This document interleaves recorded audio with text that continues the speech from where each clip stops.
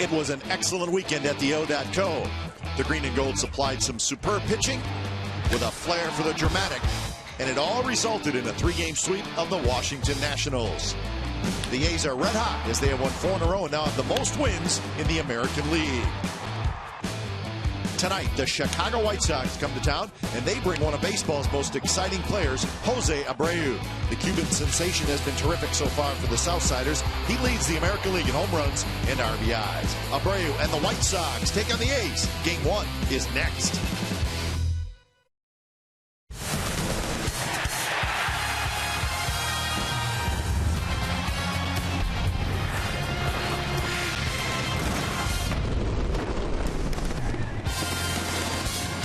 Well, we are back at the O.co Coliseum after the sweep of the Nats. A's have won 4 in a row, and well, we're looking forward to seeing that big fella, Jose Abreu, one of the best stories in baseball so far this year. And Jesse Chavez is going to have the job of keeping that big guy in the ballpark if he can do it. So it's game 1 of a 3-game series. It's the Chicago White Sox and the Oakland A's coming up on Comcast Sportsnet, California.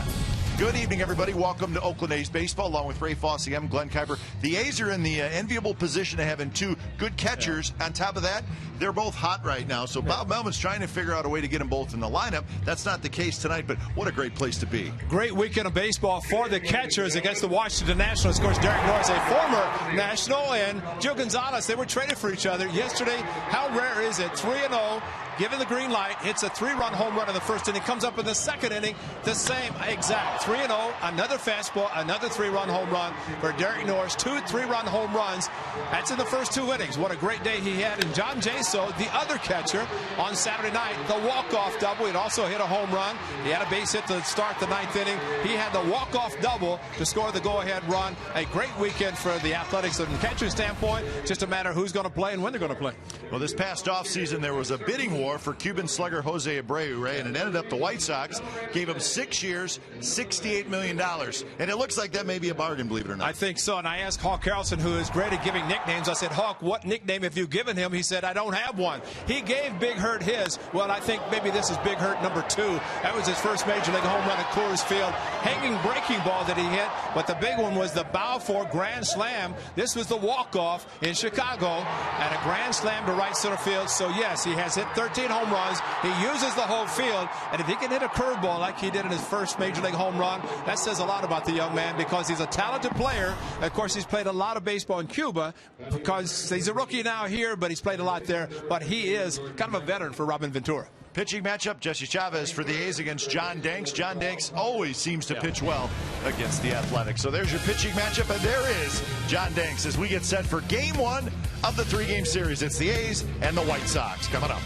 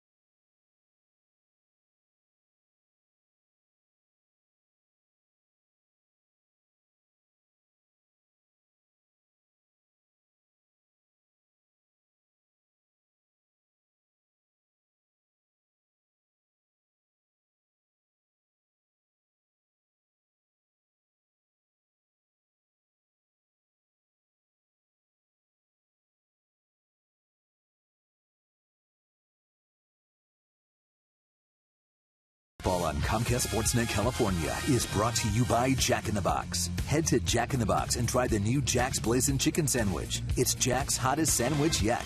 And by Toyota, #1 in MPG, durability, and resale value. Toyota, let's go places.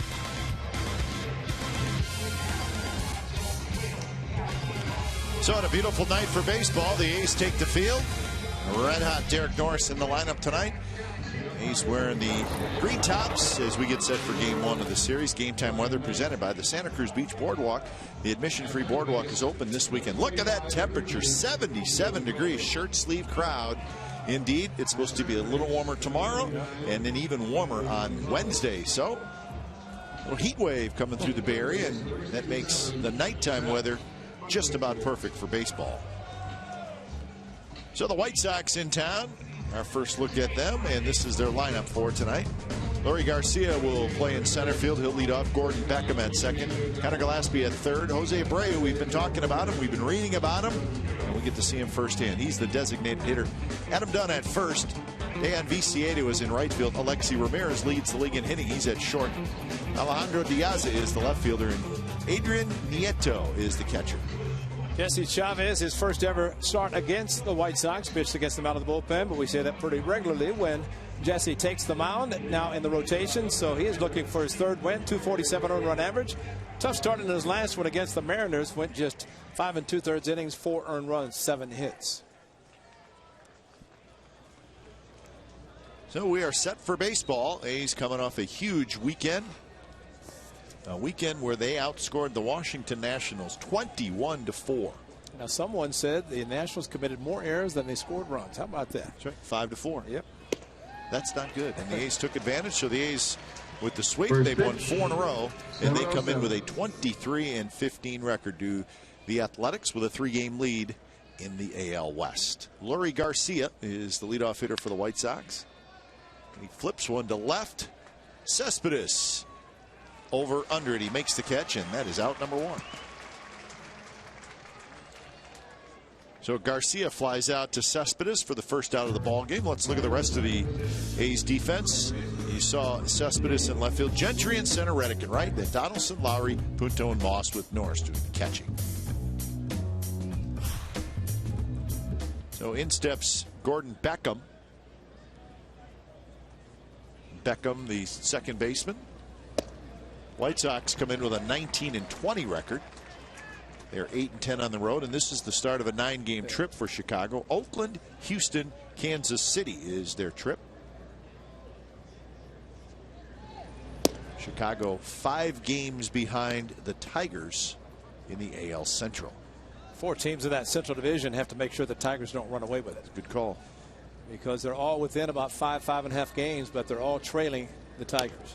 And the Tigers with the best record in the American League at 21-12. Well, just 33 games. How about that? I mean, between the off days and rainouts that they've had, got a lot to make up. The A's have played 39, or this is the 39th game. Third season for Robin Ventura. Signed an extension, too, and that's good. The White Sox know they have a good manager. Good in a sense. He's has a calming effect over the players, and did ask him about the comments last year where someone actually said, are you going to hang them up just because the club's playing poorly? He said, listen, the game is easy if you win all the time, but the tough times is when you have to go through the times in which your club is not playing well. And gave him the extension. I think that quieted everybody. The White Sox last year were 63-99. That was the last place in the AL Central, but playing better baseball this year, scoring a lot of runs. Swing and a miss on a 2-2 fastball. Beckham strikes out, 2 outs. Jesse Chavez with a slight cut, but that was more of a 4-seam fastball. Derek Norris outside corner, nailed it perfectly in the target to the outside. And Jesse Chavez, well, you hit the corners like that, especially a good hitter Beckham, when he stays healthy. What a young, very good player he is, and just a matter of him staying healthy. Here's Connor Gillespie, the third baseman, hitting in the third spot. He's hitting .307, no home runs and 13 RBIs.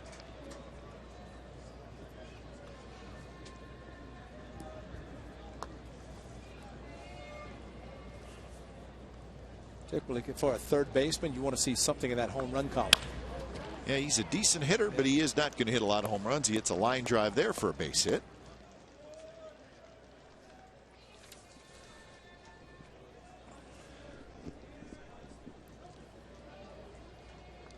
Time now for the Nissan keys to the game for the A's catchers. Keep it rolling.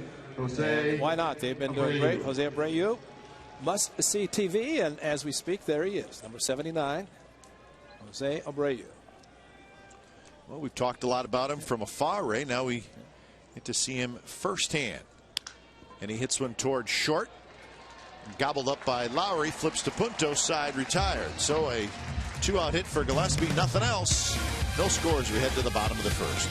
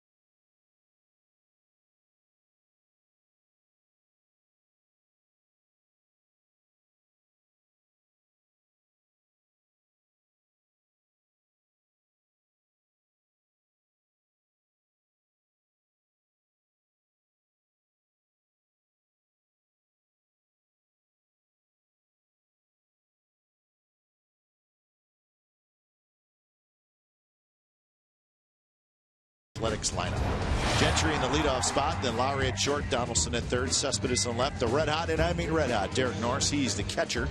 Caspa will DH Moss, Punto, and Reddick round out the bottom of the lineup. And the left-hander John Danks will take the mound for the Chicago White Sox. His numbers against the Athletics are very good. 6-1 as he's making his 8th start. A little under 5 ERA and dealing with some injuries, but he is back pitching well. Doesn't overpower with a fastball, but mixes about 4 or 5 different pitches into his repertoire. Bunted. Gentry's got a chance for a hit. The throw to first is not in time. Beckham did everything he could, but Gentry just too fast, and he's got a bunt hit. But he did it yesterday, and Gio Gonzalez made a great play as the pitcher handled it, but this time he bunted it hard enough. Danks falling towards third base. He was not going to catch it anyway. Beckham, you're right, made a great play, but the speed of Gentry by pushing the ball, he's flying out of the batter's box, and what a great start to have that kind of speed leading off, and especially to drop a perfect bunt down to second. So here's Lowry, and a fastball down around the knees for a strike from Danks to Lowry. Lowry hitting .261, couple of home runs, 14 RBIs. Brian Knight just showed he likes the low strike.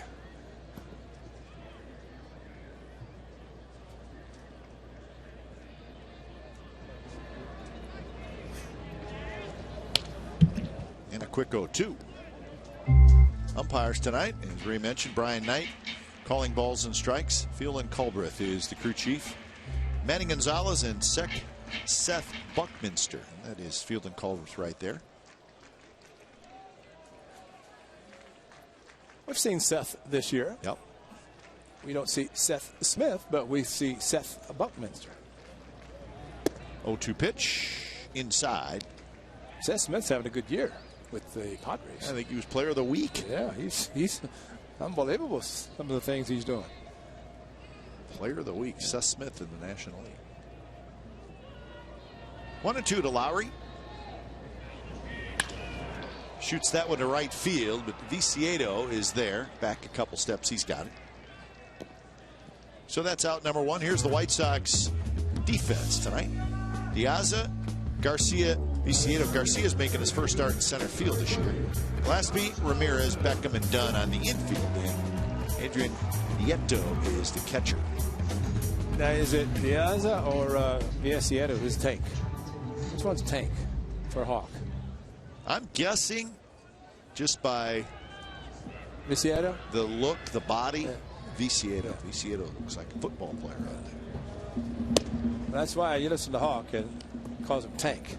That's why I just wanted to make sure, because now we know. We're just guessing. But I was surprised Hawk and young Abreu's career. There's the master, Hawk. Ken Hawk Harrelson just told me he's a great grandfather. How about that?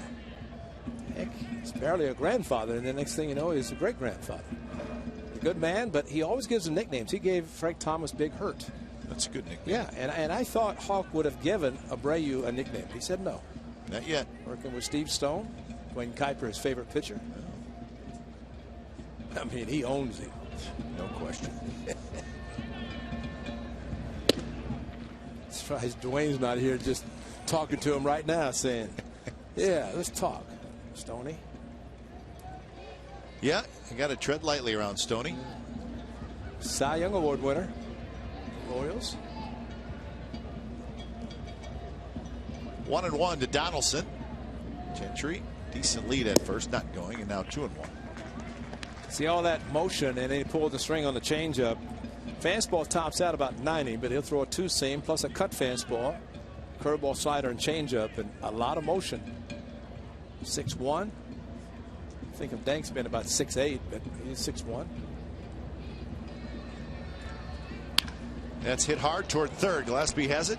Out at second, Beckham on the turn. He gets dumped at second base, but there, I think they may call him safe. Yeah, he may have come across too soon. And it really, he did not have to come across the bag, and he did, and he was off the bag when he caught the ball. Yeah, because it was hard hit. It was really a tailor-made 5-4-3, but watch Beckham come across the bag surprisingly.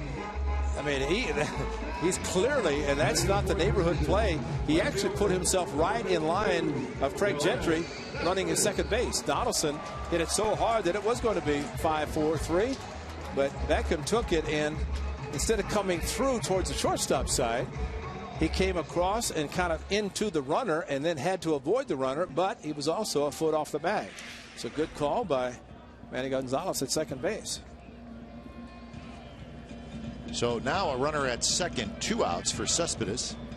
Very rarely you see an out according to 5-4-3, but just 1 out. But that's basically what it is. Usually, Ray, when a second baseman, they call that coming across the bag, but yeah, you usually you clear out of the base path.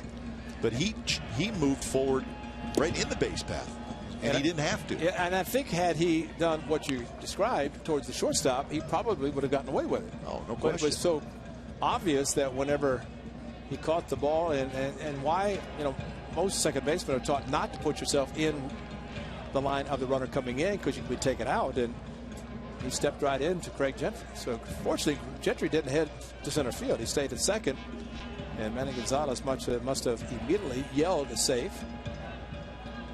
The A's can take advantage of it. 0-2 pitch to Cespedes, and he taps it foul.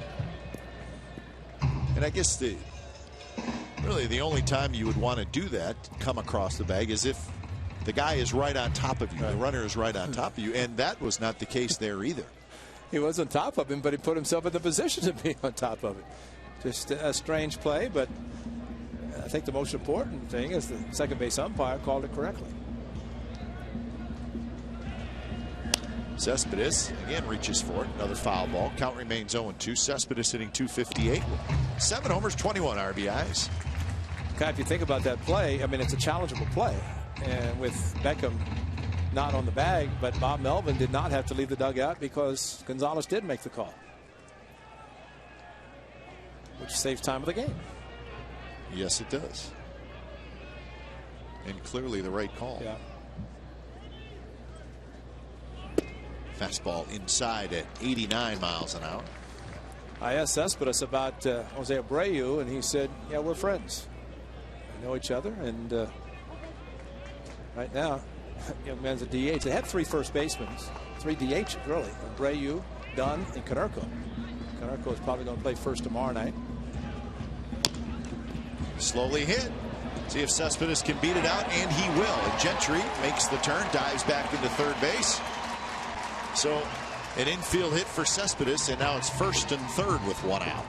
Or make that 2 outs. And if the throw had gone to first, and Gillespie knew he didn't have a chance, you saw Gentry come around the bag at third. He was going to go to, he's going to score. And of course, Gentry had to hustle back. Cespedes smelling another base hit. He looks like those wheels are fine as he is okay. Gentry rounding the bag, and actually we've seen Nick Punto a couple of times when he's been at second, similar to what Gentry. And he's waiting to see what Gillespie was going to do, but Ramirez could not get to the bag quickly enough, and Gentry was able to get back safely. So that gets your hottest hitter up with a couple of runners on, and that's Derek Norris. Curve, and it's a strike. Norris hitting .385 with 4 home runs and 19 RBIs. 30 hits and 78 at bats. Also got 5 doubles. Quite a day yesterday.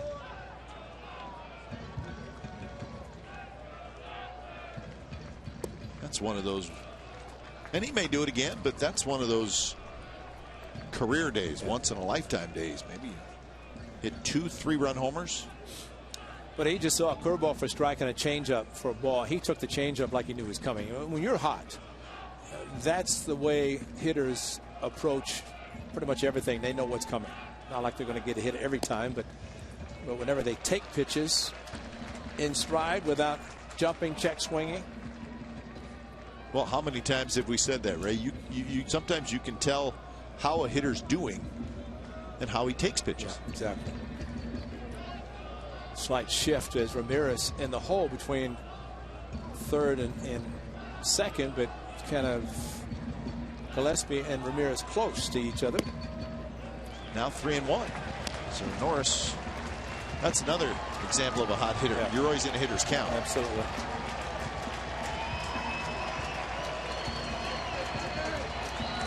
Yeah, he might pull the string again, the changeup or curveball. It does not look like he really wants to pitch to him. Knows how hot he is, but see what Dino gets on the 3-1. Probably off speed. Yeah, fastball in. Down around the knees for a strike. So 3-2. Cespedes will take off. And the end of the catcher, watch him move inside, so he was tipping that it was going to be probably the fastball or the cut fastball inside off the plate, but it was the four-seam fastball.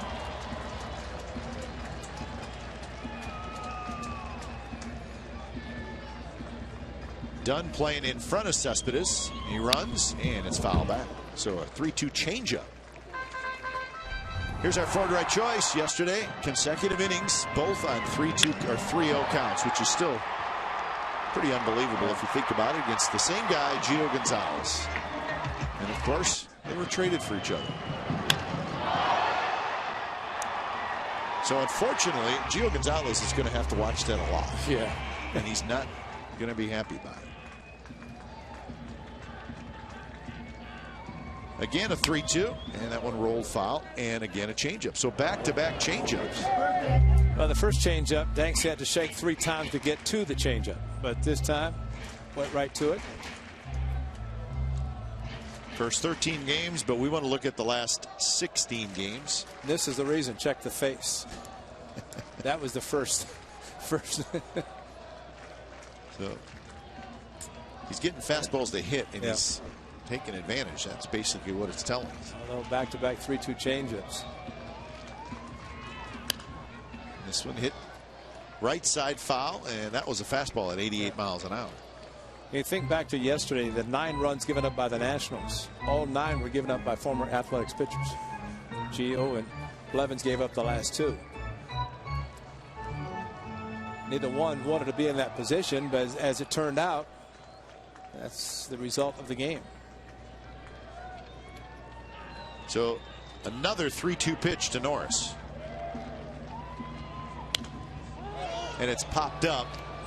Nieto coming over, and he can't get it. So Ray, The double play that was not turned in, it was a tailor-made double play.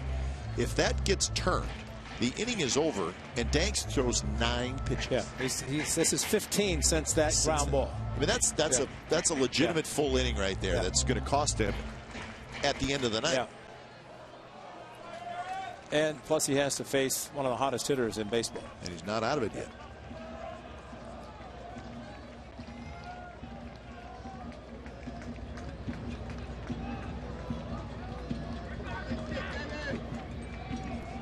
Another 3-2. And that one's bounced. Tough hop by Gillespie, who hangs in there. Throws in time. Side retire. So, a couple of hits for the Athletics. They strand them both. And we're scoreless after 1.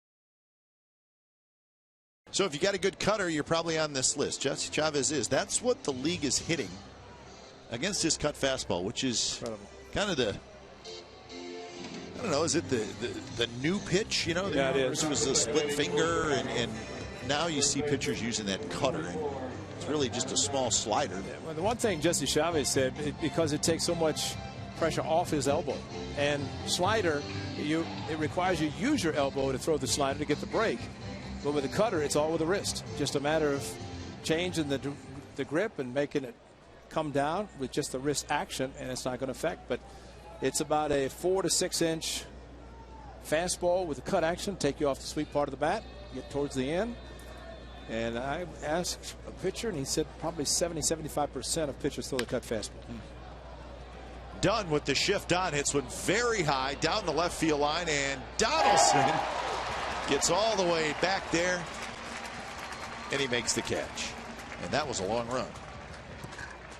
Luckily, Adam Dunn's pop-ups usually stay in the air a little bit longer than most. Well, the shift is on, and not only did Donaldson get to it, but watch how he has to sprint and then to come under control, not overrun the ball. I mean, the long runner by itself, then the ball's going to come back, as it usually does, towards the foul line and fair territory, but deep breath by JD. There's Diane Viciedo from Cuba. Tank. Swing and a miss. There's a cut. Couple of home runs, 13 RBI, so that's a cutter. Yeah. It just moves away from a right-handed hitter. Not a lot. And not the real velocity that the four-seam fastball is thrown with. Might take a couple, 2 or 3 miles per hour off, maybe 4, but the idea is to cut, take it off for the bat as much as possible. That one's driven to right center. That's hit well, and it is gone. out in a hurry over the right center field wall. Viciedo with his third home run, and the White Sox lead 1-0. It's another cutter, but he left it up.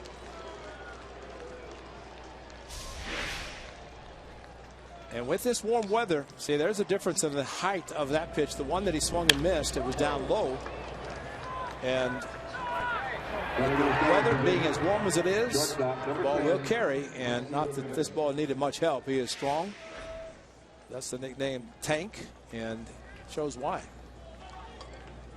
So here's Alexi Ramirez. Ramirez having a big season. 333, 5 homers, 26 RBIs. Well, sounded good. Yeah, location of the pitch. And I think Jesse a little bit surprised that the ball traveled as well as it did to the opposite field.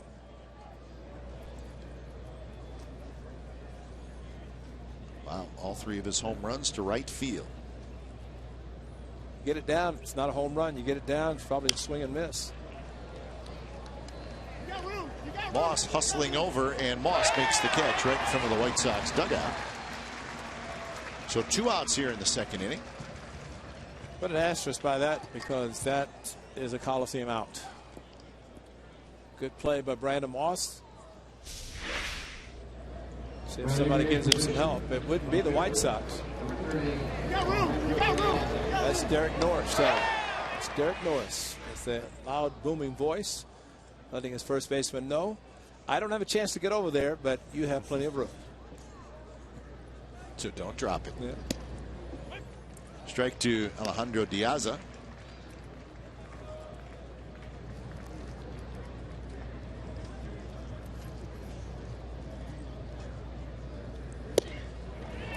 a quick 0-2. Diaz playing in left field. 194 is his average.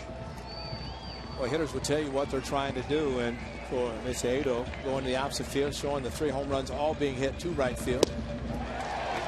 And it was a good one, and that's strikeout number 2 for Jesse Chavez. But a home run by Dayan Viciedo, and the White Sox lead 1-0.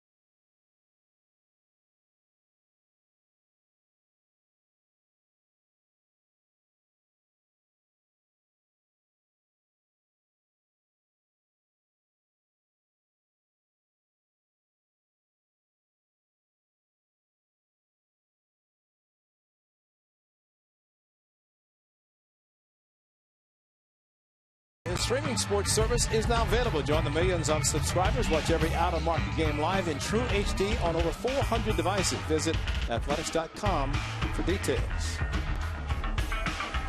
1-0. The White Sox lead on the Viciedo home run. Callaspo, Moss, and Punto against John Danks. Shutdown opportunity for Danks. It has not been a good area for him so far. This is his 8th start of the year.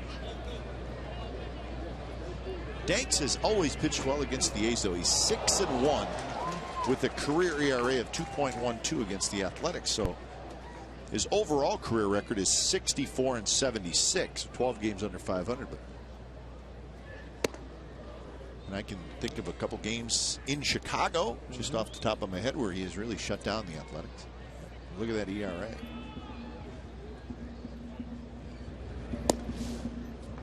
Change up now, 2-2.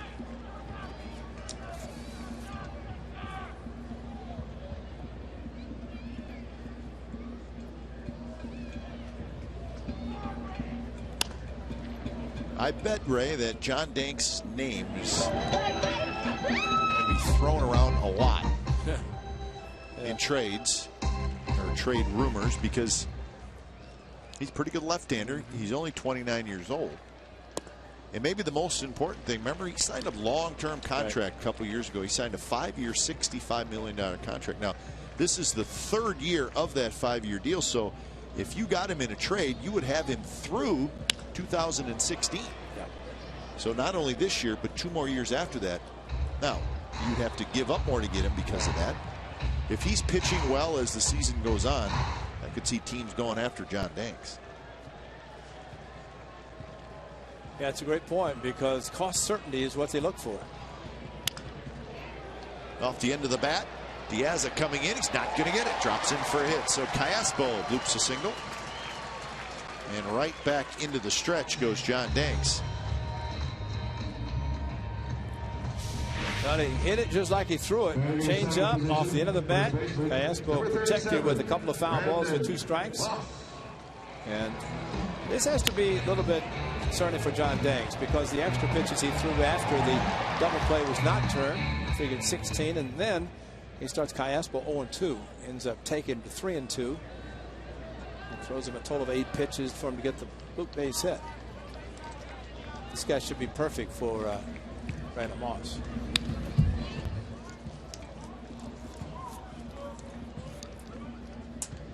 .274 with 6 home runs, 28 RBIs for Moss.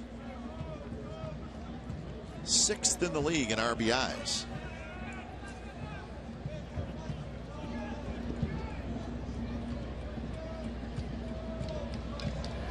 Moss playing against a left-hander tonight. He does not play against every left-hander. What hitters are doing against Danks, just about equal for left-handed hitters, right-handed hitters. Rolled over on that one, did Moss. You saw the numbers against the lefties, and say, normally speaking, a right-handed hitter, unless he is patient, tries to go the opposite field, he's going to see a lot of change-ups. But maybe that pitch is eliminated from Danks' thinking when he faces a lefty, because that change-up would be coming right in the wheelhouse of a left-hander, unless he starts it way off the plate. So 2-2 now, with Callaspo the runner at first and Punto in the on-deck circle.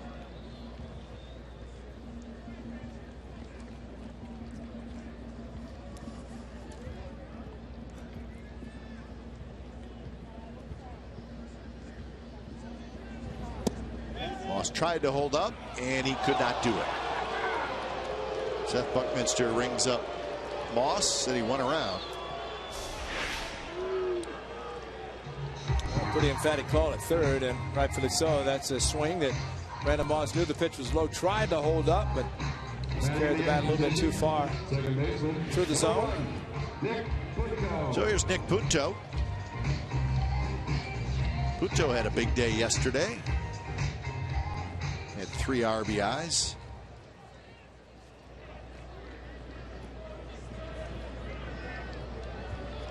Punto's are seeing a fair amount of lefties lately, so he's getting a few more at bats.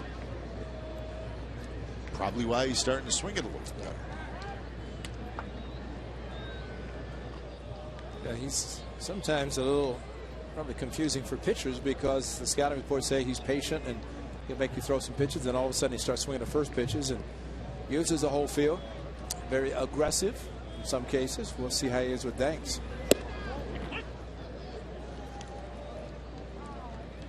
Falls behind 0-1 here to Danks. 224 is the average for Punto. No need for a jacket or long sleeves tonight. How about this way? And it's been very windy here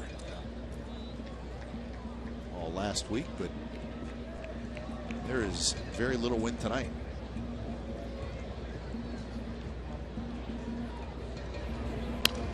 Fouled straight back. It's amazing. There's supposed to be record temperatures tomorrow and Wednesday for this time of year. And in Denver today, they showed pictures of Coors Field, and there was a couple inches of snow. Yep. How does that happen? It's not that far away, is it? No, but they were just happy they were on the road because they probably could not have played. They showed the football field and the baseball field, and there was.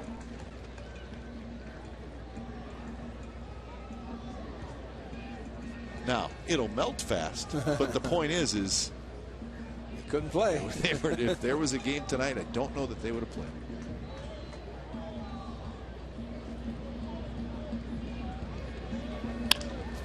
Bounced in the hole. Ramirez goes a long way, throws to second. Beckham does a first baseman stretch to get the out. So Punto's aboard on a fielder's choice, 2 outs, but nice play by Alexi Ramirez. Well, you like to hit these whenever you're a hitter with nobody on base, because the only play Ramirez is going to have was the second base. Had to go in the hole, flipped it back towards second base, and Beckham not coming across too quickly this time, but Ramirez probably, even though he has a strong arm, would not have thrown Punto out at first, but it is a fielder's choice.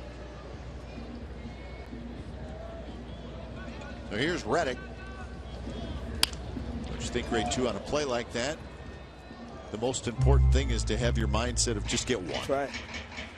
Because if you try to do either of those two things, field it, throw it, that's and right. then at second base, if you try to do it too fast. Beckham already did that in the first inning. Exactly.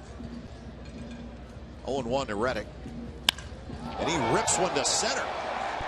Garcia's back. He's near the wall. It's off the top of the wall, and it bounces past him, and that's going to get Punto home, and that's going to get Reddick to third, and this game is tied.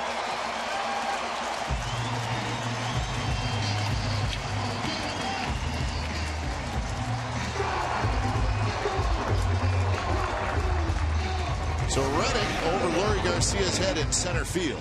Yeah, about that swing. Great swing by Josh Reddick. And you mentioned about Moss playing against lefties. Same for Josh Reddick.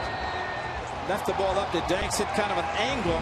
Punto was going to score easily, as he did on Saturday night. The game winners. He was a pinch runner, but it was Reddick flying. Reddick was thinking inside the park. The way he was flying around the bases, and he ran hard to third. Gallego had to stop him, but once he saw the ball carry him off the wall the way he did, he was thinking all the way.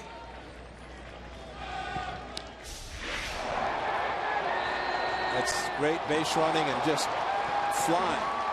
Knows he's got an easy triple, but he's getting a little bit greedy, thinking that Gallego's going to send him, and Gang's with the stop sign. Gentry to Danks. He's going to have to hurry. Throws, and they just get Gentry. And the side is retired. But the A's get a run on Reddick's 2-out RBI triple. So, third inning coming up from the Coliseum. It's a 1-1 game, A's and White Sox.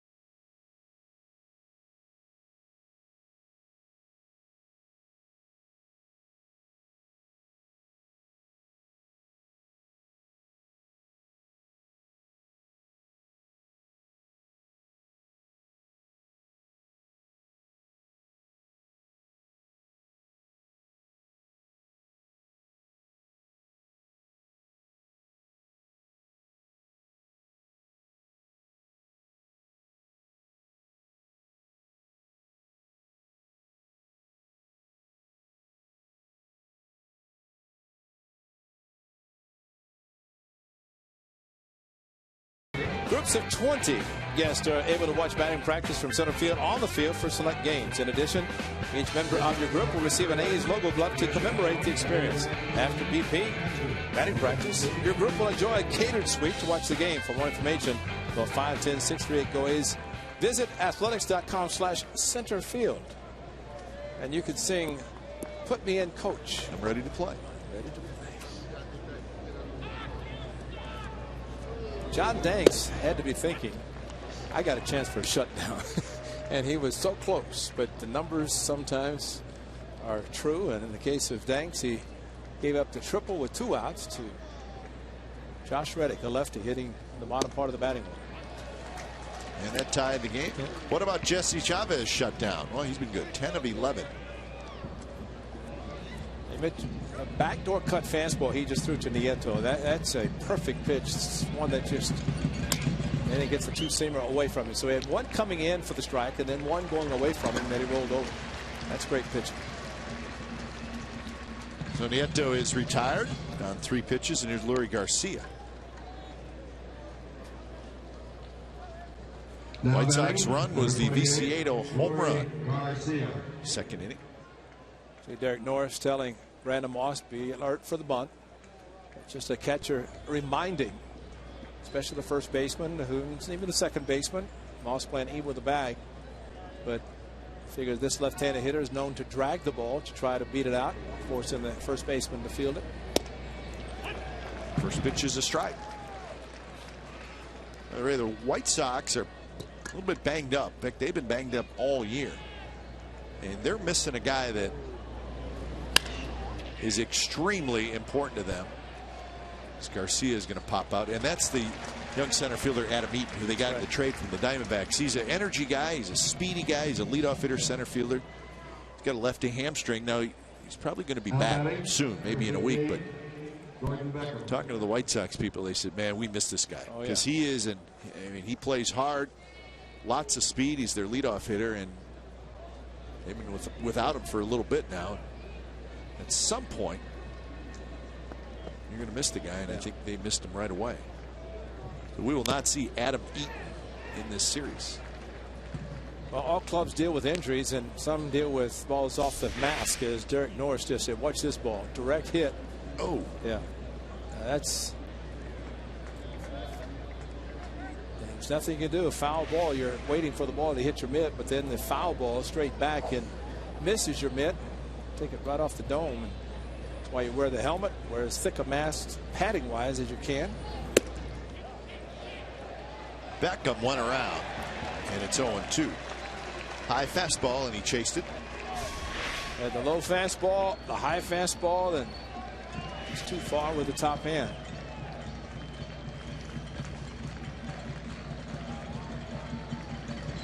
Oh-2 pitch.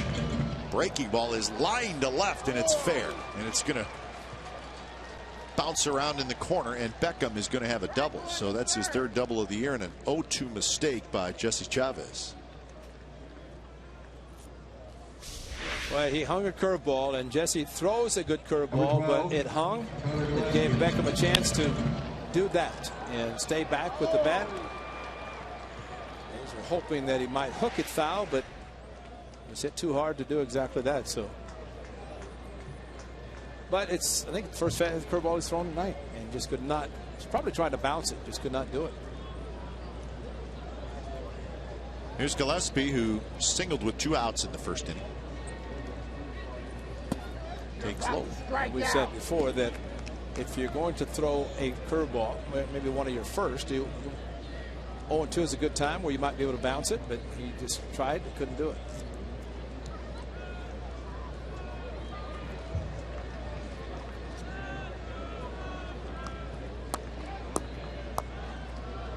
Outfield shifted toward left center for Gillespie, who his base hit was to right field, but he kind of sprays the ball around. He's playing him toward left. The gap in right center is huge. Third baseman normally you want the power at third base, but this guy's a little bit more dangerous because he does use the whole field. Not necessarily trying to hit home runs. And that one is lined to Punto. He goes down to a knee, grabs it side, retired. Beckham stranded at second. Bottom of the third coming up. Lowry, Donaldson, and Cespedes to hit for the A's. It's a 1-1 game.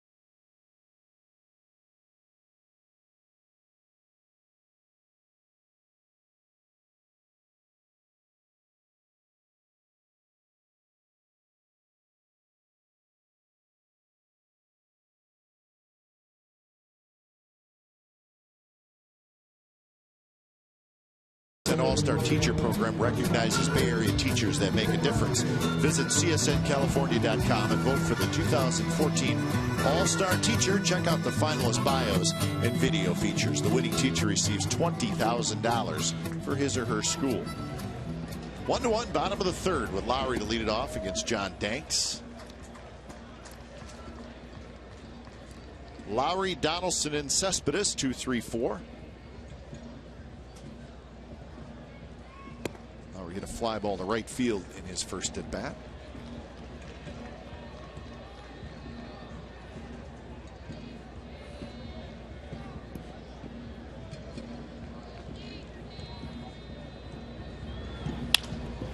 On the ground to the shortstop. Let's see, Ramirez scoops it up, and that's out number one.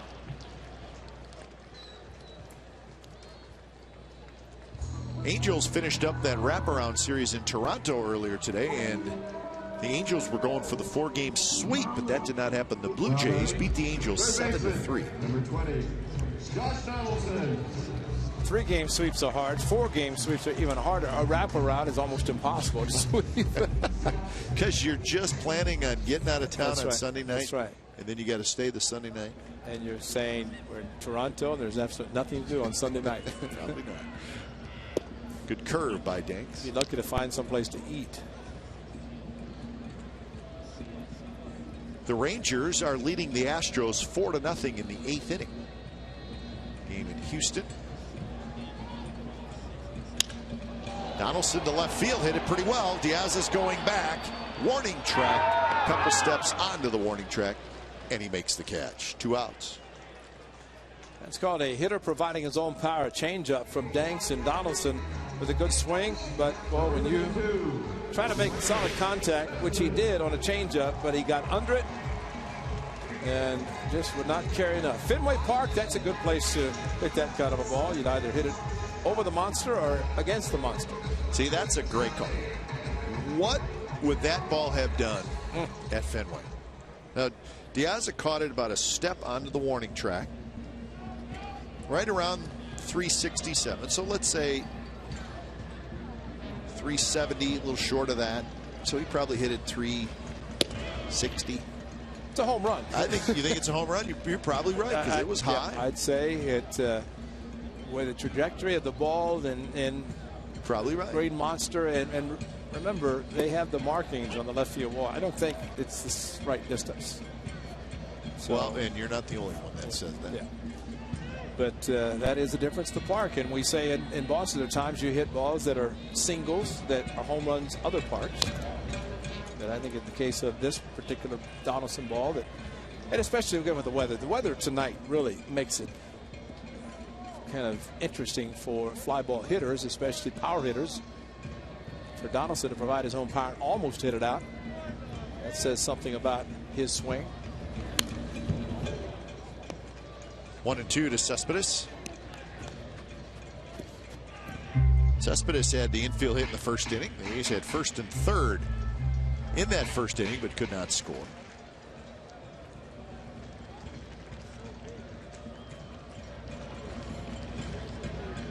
Setting up inside and a fastball, and it did get in on Cespedes, just enough to have him pop it up.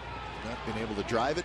Piazza has it. Side retired. 3 up, 3 down inning for John Danks, and we're through 3 at the Coliseum. 1-1 game.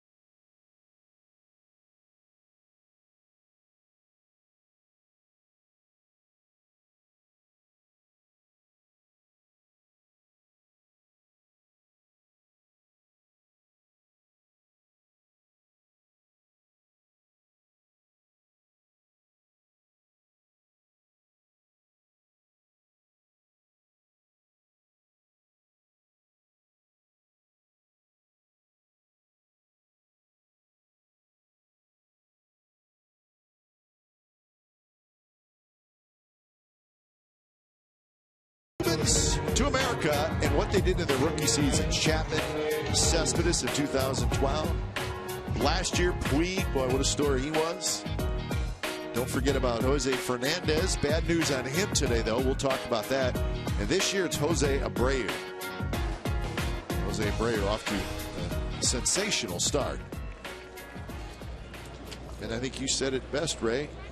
We're starting to see more players from Cuba, and there's a lot of talented ones coming over, and it leads you to believe that there's a lot of talented ones there that can't get out. Yep. Yeah, that attempt to but aren't able to. But when they leave, they get out. And of course, the Cuban national team does travel, and it's a pretty talented team that has been traveling. And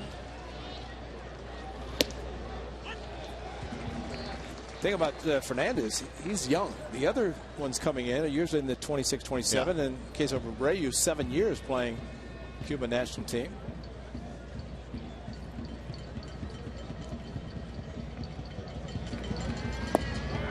To breaking ball, and Abreu swings and misses. Good curveball, just enough off the plate. That's what he's trying to throw to Beckham, but he left it up. And look where Derek Norris is set up. He's set up out of the strike zone, starting the curveball on the corner and then sharply breaking off the plate. And that pitch right there will get a lot of hitters. I don't care where you're from. Starts outside, and ideally try to, of course, we showed in our Oakland the curveball he hit for his first major league home run, but it was more in the middle part of the plate in. Away. Probably hit a fastball away. There's the numbers. There are the numbers for Chavez. Spread out across the board. Percentage of all of his pitches. 2-0 now to Big Adam Dunn.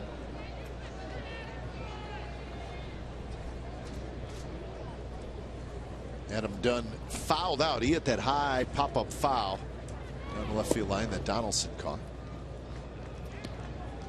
So 3-0, and be careful here. Yeah, and this is what he does best. He's very patient. He will strike out. He'll walk a lot, and he'll also hit him a ton. And you're right, 3-0. In first strike. Viciedo to follow.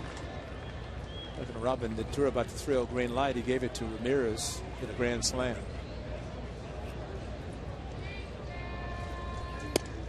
And a strike again. 3-2 to Dunn. Dunn with 445 career home runs.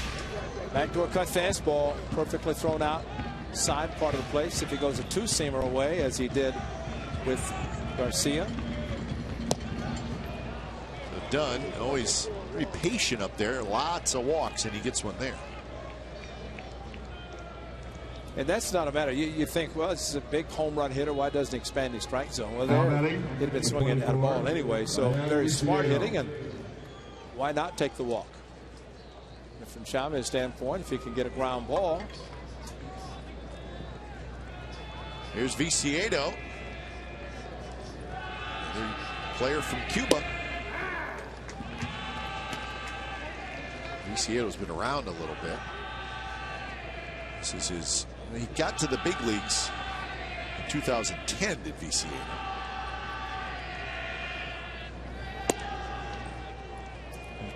There's power there. 2012, he had 25 home runs. Last year, 14 home runs. Missed some time on the disabled list last year, though.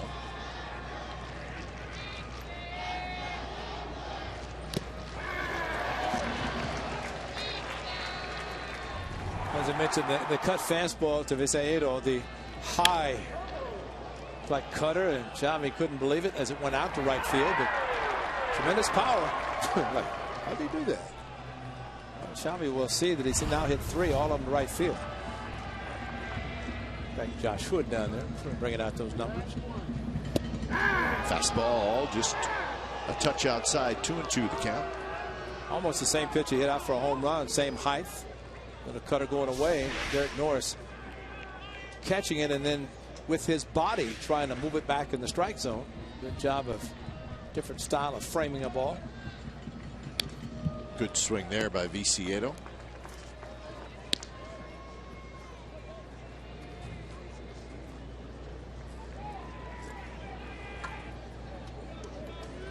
Dunn the runner at first. Not a lot of speed.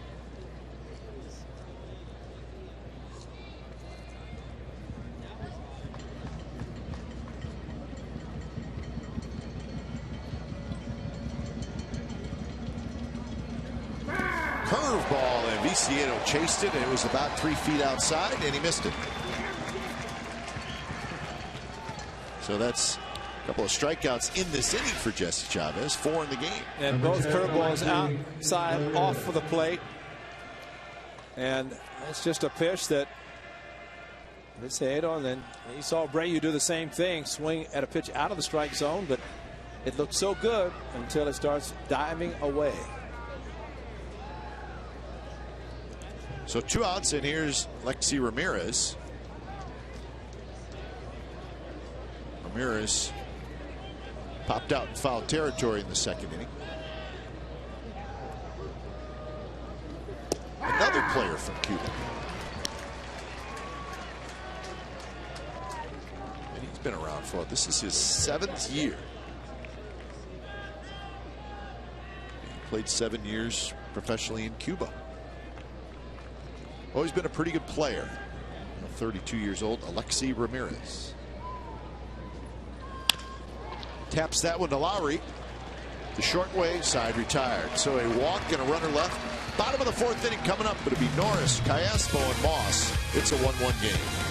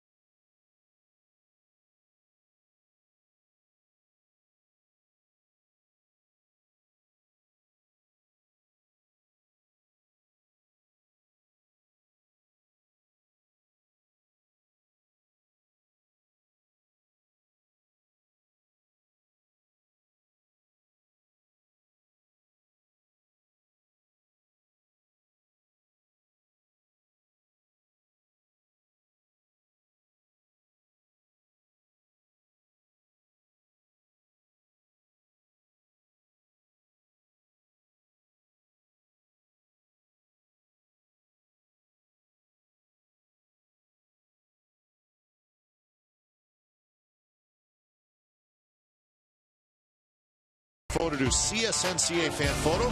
Put your name down, your hometown down, and you're going to have a chance to be shown in an upcoming game broadcast. It's brought to you by AT&T. That's Jeff Wagner from the beautiful city of Lafayette. So, Jeff, I think he's on Bart. That's right. Thanks, Larry. You're right. That is a Bart selfie. I like it. Think it's a selfie? How about that? Got long arms if it was. No. But he's sporting the A's gear on Bart. Then they all knew where he was going. Right to the game. First pitch to Norris. Curve is outside. Norris bounced out to third with 2 on and 2 out in the first inning, and hitting in the 5th spot. Even his outs are loud. Mo was crushed that Gillespie was able to handle. Takes that one low, and once again he's in a hitter's count. 2-0.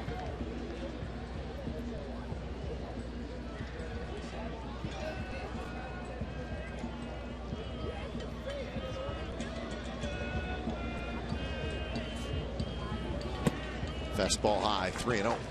Did find out yesterday, and although tonight's different and probably has a green light tonight, maybe not even looking down to Mike Gallego, but he did not have the green light the 3rd time when he had 3-0. The A's had a 7-0 lead, and it was a take sign, although the pitch was well out of the strike zone. Took that like he had the take sign also.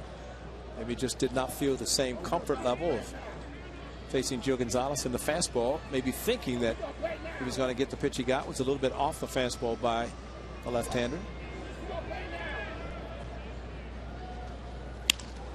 Hits this one in the air, shallow left. Coming in is Diaz as he hesitated for a moment. So Norris is retired. So 3 straight fly balls to left field, and Danks has now retired 5 in a row overall. Yeah, the great thing about the game of baseball, you can get on a nice roll, but the sad thing about the game of baseball is you can have a great game, and then you're playing the next day, and it's what have you done for me now? Oh, boy, the last at bat, not yesterday, the day before, and that's why it's a challenge every time you put on the uniform.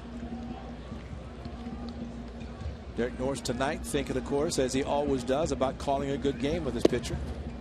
And you and I chuckle often about, you know, have fans ask you, how, well, you lost that tough game. How were they in the bus, or how were they in the plane? And we do chuckle, not to be sarcastic, but you wouldn't know what the outcome of the game was that was just played by what is happening on the bus or on the airplane. The guys are generally the same. Maybe more for football because you play one game a week. But in baseball, when you play 162, you can't dwell on the negative aspects of a game that you just played and carry over into the next game, because you're going to end up in a huge slump if you do. You have to have a short memory, and closers talk about that, coming into a game and struggling, and short memory to go back out and do it again. Dan Otero on Wednesday, although the ground ball they did give up in the first game resulted in the go-ahead run scoring, but he said, I couldn't wait to get back out in the second game. And he pitched 3 great innings to help the A's shut out the Mariners in the second game. Callaspo loops one foul just past the White Sox dugout. Worst thing for a starting pitcher is to have a bad game and have to sit for 5 days. Yeah, now that is torture. You can't do anything about it except just get ready for the next one. And because all three had great games, as the A's on a 4-game winning streak. Think to those 3 starters that you're looking at there. Pomeranz gets the start tomorrow night. Dan Otero, 9 outs, recorded 7 ground ball outs. And nice play by Sogard, but he just had the sinker working. Double play there, nicely turned. And Dan Otero, he gave up 1 home run in his career, and that was in Houston. Might not be another one that he gives up for a long time. And that's the reason the A's like him, because he does usually keep the ball in the park. It's hit hard, 1 hop right at Gillespie on the first, and that's the second out.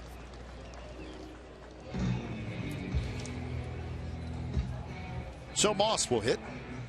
Now batting first baseman. The Mariners are hosting the Rays tonight, and it is 8-0 Seattle in the third inning.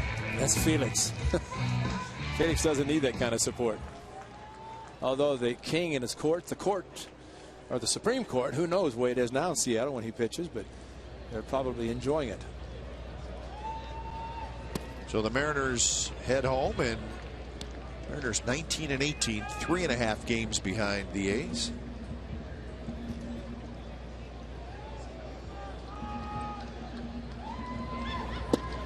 Tampa Bay is having trouble getting going. The Rays are 16-22.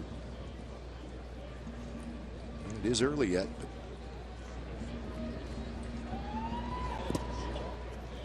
almost looks like that AL East is just going to stay tight. And if you ask somebody right now, if you ask 5 people, who do you think is going to win the AL East, you could get 5 answers. Absolutely. Orioles, Yankees, Red Sox, Blue Jays, Rays. Yeah. Of course, things may change as time goes on. Moss, broken bat, drops one into right field for a hit. So Moss gets his first hit. That's 5 hits now for the A's. 3 hits yesterday off of lefties, and another hit tonight off of a lefty, and a pretty good one. This one, though, did shatter the bat. I was talking to Steve Vucinic, of course, the longtime clubhouse equipment manager for the Athletics. Remember the bat that Cespedes broke the other day and looked the ball over the third base, got a base hit, and it just shattered the bat. Moose has the theory that sometimes those maple bats are already cracked inside. So by the time you look at the bat, it seems okay, but then you make contact and it shatters the way it does. And that particular bat did, and this one also with Moss. I don't know what kind of bat he's using, but I've heard him say that before, and said it the other day, and it kind of makes you think about if it's already cracked on the inside and you make contact and it shatters the way that one did, maybe it's already just the beginning. Interesting theory, and Voos would have a pretty good idea absolutely. about it. He knows bats as well as anybody. Baseball bats, that is.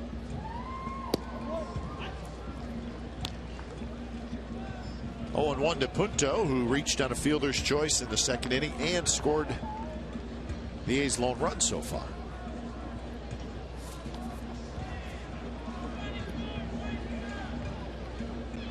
Adam Dunn playing in front of Moss as they're jockeying around for position at first base, and Moss is saying, I can't see the hitter, and Dunn is laughing because when Moss moves, Dunn moves. That was a couple of country boys there just having a little chuckle.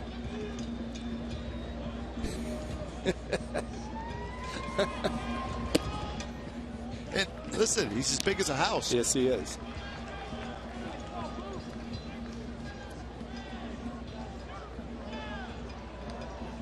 Moss right now is just trying to figure out how he can take care of the situation. Get in front of advantage.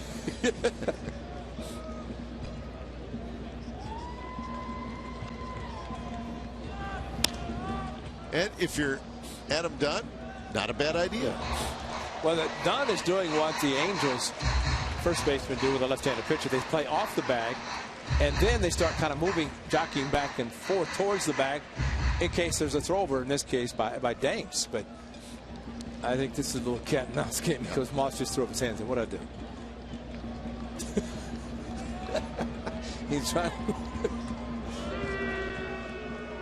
And Moss can't see the pitcher, and that's why he's kind of looking around Dunn, because he wants to be alert if Danks decides to throw over.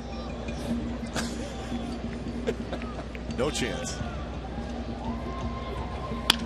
Punto hits it hard, but it's just foul. All that jockeying by Dunn, should a ball be hit to the gap, it may, with Moss going back towards first base, it may slow him down. This ball just hooking into foul territory.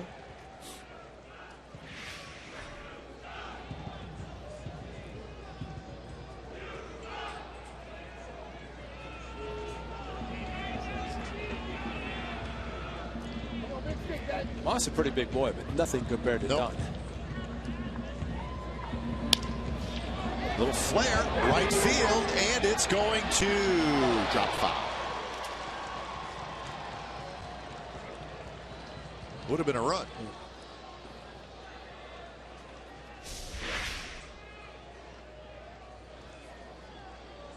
That was close. And Moss running with 2 outs. He heard contact. He's going to run. Let Mike Geigel tell him what to do and let him know that it's foul. So Punto maybe giving Moss a little breather.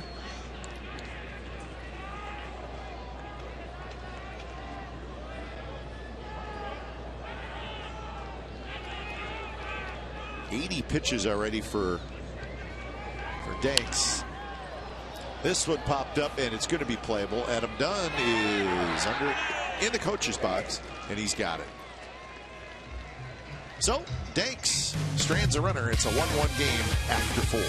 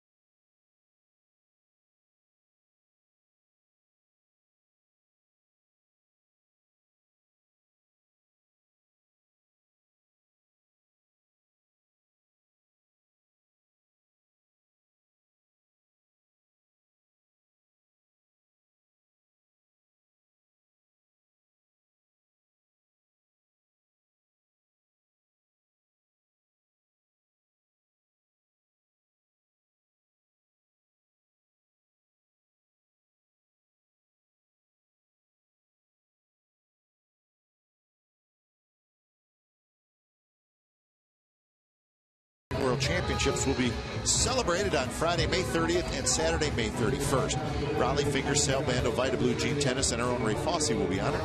There will be autograph sessions on Friday and a meet and greet on Saturday with proceeds benefiting the Jim Catfish Hunter ALS Foundation.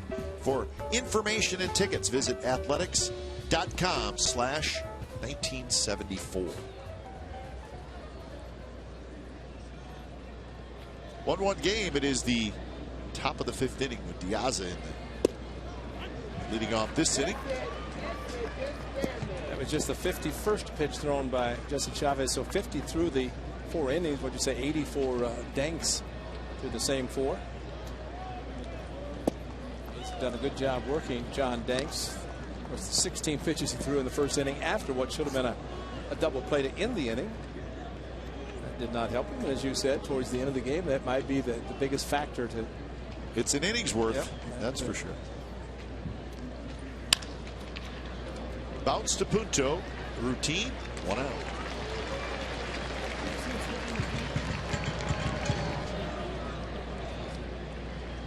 In fact, I had a chance to visit a good friend, Lon Simmons, last night. Number 17.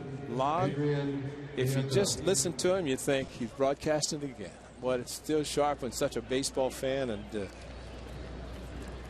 threw out a great pitch last year on his 90th birthday. Yes, he did. That's great. Remarkable man. Yeah. And he's living back in the Bay Area, yeah, which is yeah, great news. Absolutely.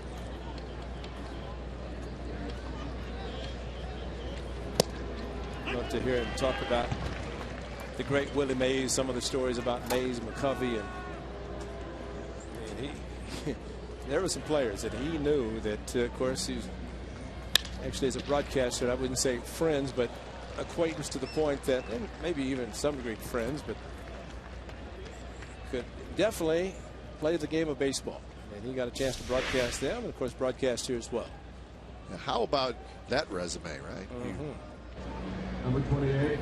You get the Giants, when they move out here, and you get the A's when they have their terrific teams and win a World Series, go to 3. And then you get the 49ers. Yeah, that's right. In their heyday. Not too shabby. Remember when Lon and Bill were working together in 1989. Bill King, of course, got laryngitis in the 10-day layoff. So games 3 and 4, Lon did all 9 innings. So poor Bill just couldn't talk. It's too bad. Yeah, I had a chance to call a world champion and lost his voice. He had a lot of notes that he passed back and forth. I bet he did. Couldn't say anything, but he could do that. Runner goes, and the ball is fouled at home plate. Nieto, the catcher, taken off. It was hit and run, and Derek Norris was ready. He backhanded the ball, but it did foul tip out of his glove, and he was ready to throw. But I guess the good news there, it was foul tip. Derek's throwing well, blocking balls well. John Jaso, they're both doing everything you would hope. And they're both doing it in more or less of a platoon. Unless Jaso is the DH and Norris catches. One pitch to Garcia is hit toward right field, and it's hit well. Reddick on the move, still on the move, and Reddick runs it down. Nieto hustles back, and Reddick had to run a long ways for that one, and he got it right in front of the wall. Jay, when it left his bat, sounded like it had a chance to do some serious damage, and fortunately, Reddick able to travel over into right center. Against the wall. Gentry was there to back him up. Reddick took a peek to see how close he was to the warning track and then to the wall. He took about 3 or 4 steps, banged to the wall, stopped himself, and Jesse didn't know whether to say, yeah, nice call. Oh, yeah, he caught it. Okay. Here's Beckham, who takes a fastball outside. Beckham a strikeout and a double. He had a 2-out double in the 3rd.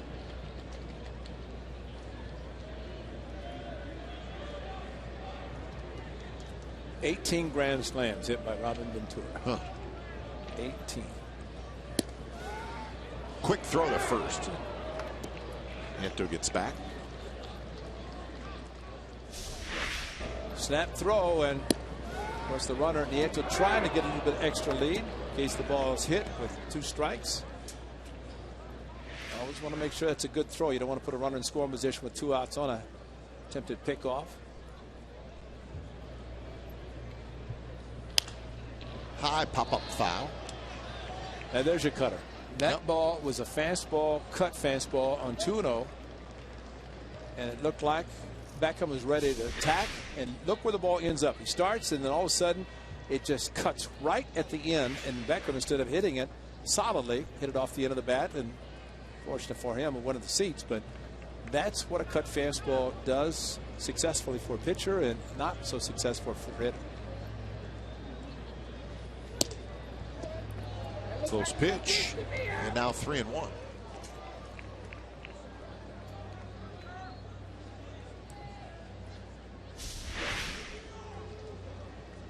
And I had the plate, and see sometimes umpires will not give a pitch when a catcher has to move that much, but it had to have been called low by Brian Knight, although he did call a low strike to start the game.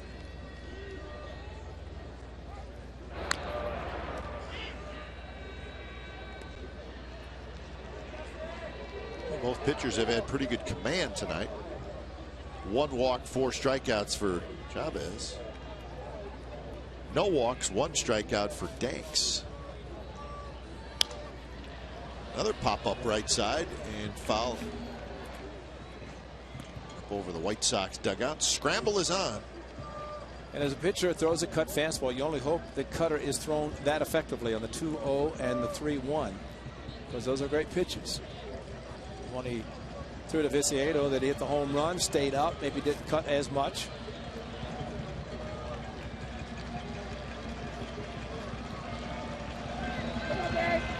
Runner goes, and Beckham lays off, and it's a 2-out walk.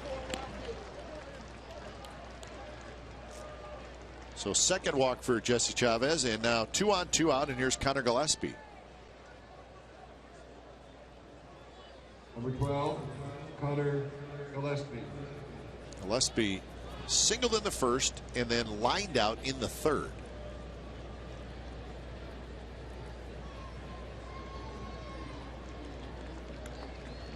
We're in the offseason. The White Sox, well, they made a whole bunch of changes. I mean, they really did an overhaul. And one of the things they did is they traded their closer, Addison Reed, who young closer, to the Diamondbacks, and the Diamondbacks had a young third baseman by the name of Matt Davidson, who highly thought of prospect. Runner's going to try for third. Norris's throw is late, and then getting back just in time is Nieto. He had to reach back with his hand, and Donaldson not so sure. Well, not that far away from Derek Norris, but both runners taking off. Norris with a quick throw.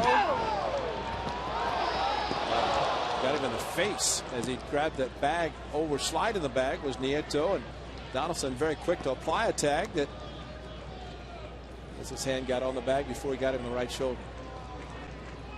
Donaldson a good job to catch the ball, keep it from going past him, and then realize Nieto might have hurt him. He's tough, though. He's a catcher. He's tough. You guys are tough. Yeah. Center field. Gentry getting over there, and he makes the catch. So big out for Jesse Chavez. A couple of runners stranded for the White Sox. Bottom of the fifth coming up. Reddick to lead it off. It's a 1-1 game.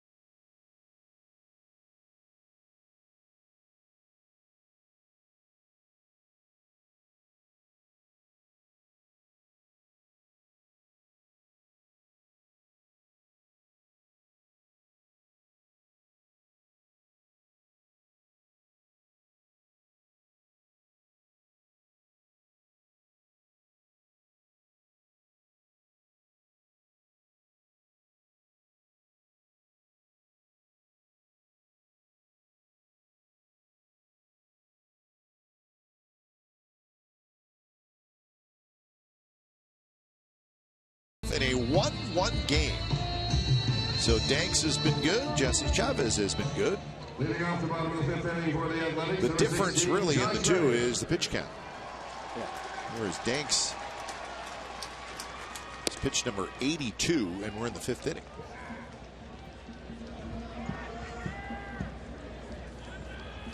Reddick, big hit in this game, a 2-out RBI triple. That was in the second inning.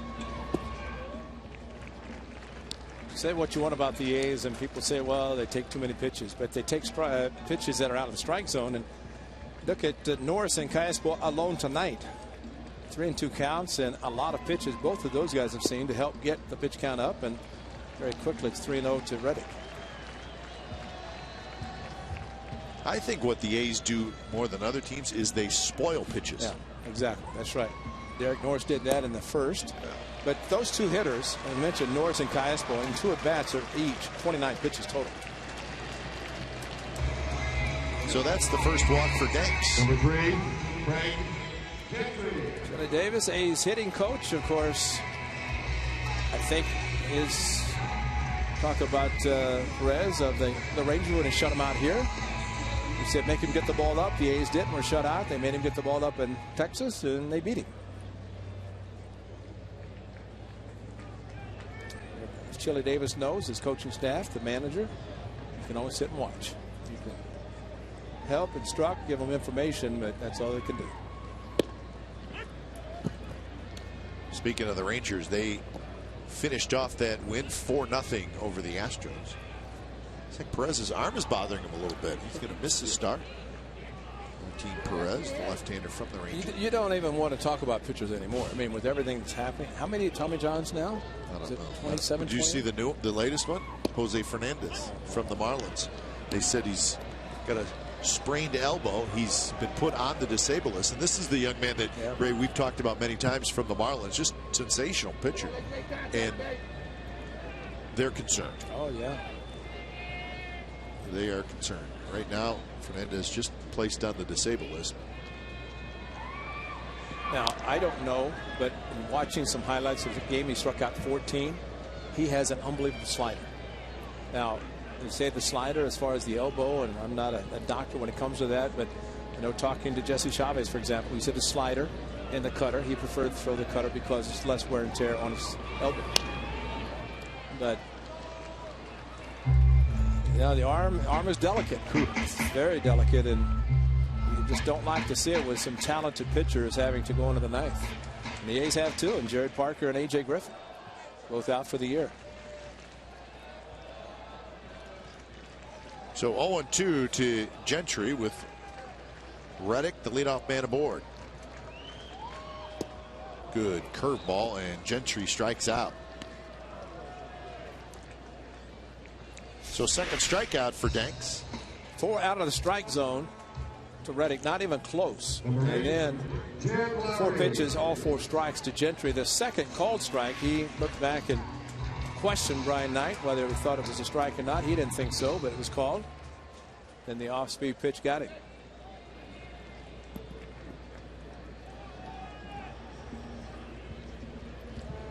Lowry, a fly ball and a ground out. Danks has always had a pretty good move.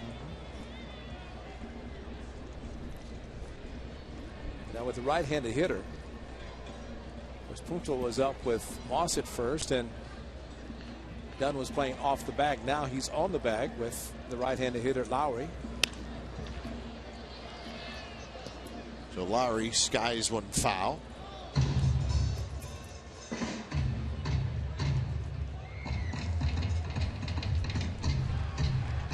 I think these are the top 2 scoring teams in the American League. White Sox first, the A's second. A's have scored 188 runs, and this is their 39th game.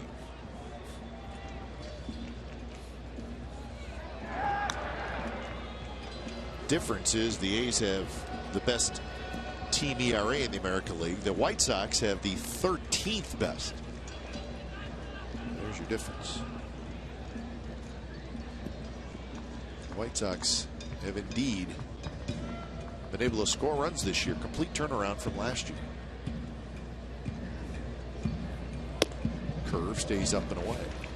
How many times do we see and say that teams having a tough year, they cannot wait for January 1st because they can forget about the past and think about good things to happen. And the thing about baseball, you can turn the calendar and forget about all the bad things that have happened. And the White Sox happy that the 2013 season's over. Roll foul. Yeah, they're just beat up, and they're beat up. Chris Sale. I mean, Chris Sale is one of the best lefties in the American League. He's on the disabled list. He should be back in a couple weeks. Felipe Paulino, who's going to be one of their starters, he's out till later this month. Good reliever Nate Jones. Don't know when he's going to be back.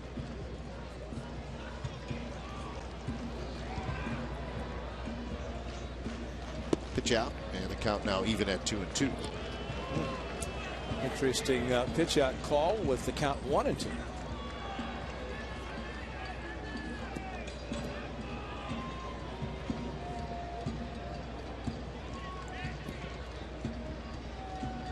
Outfield shifted toward left center. And Lowry swings at an off-speed pitch, and that's back-to-back strikeouts for Danks here in the 5th inning. What a great changeup, great delivery, pulled the string, and looked like he threw a fastball, and then nothing comes out of the throw except the ball that bounces, and Lowry just, uncharacteristic of Jed Lowry, he normally is up to swing at strikes, and that's why he's received so many walks, but that one made it a little bit too soon. Yeah, you do not see Jed Lowry go out of the strike zone very often. So 2 outs for Donaldson. Donaldson a ground out and a fly ball to left field. Slider that's high.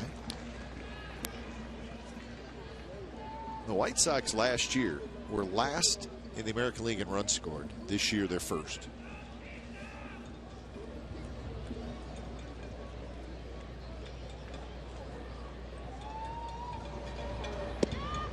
Two and 0.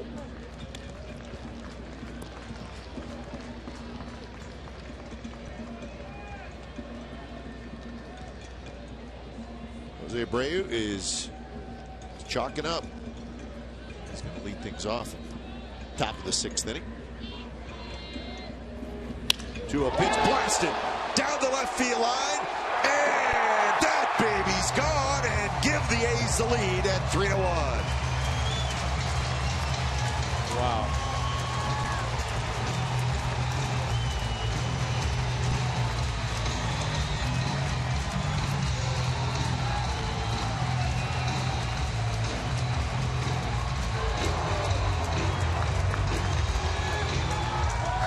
I don't think you want to throw that pitch to Josh Donaldson in a hitter's count, and for him to get the foot up, the foot down, and put everything into it. Line drive, 4-pitch walk, and a 2-0-87 from Danks.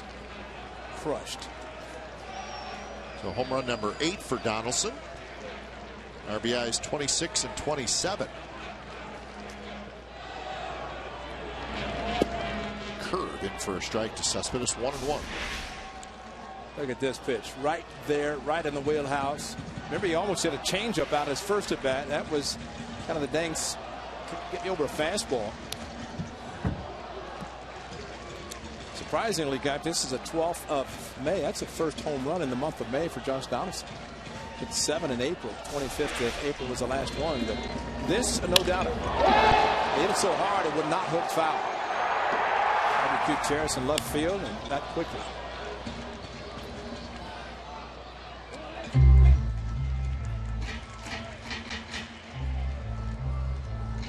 Three more runs coming with 2 outs for the A's. Something they do very well.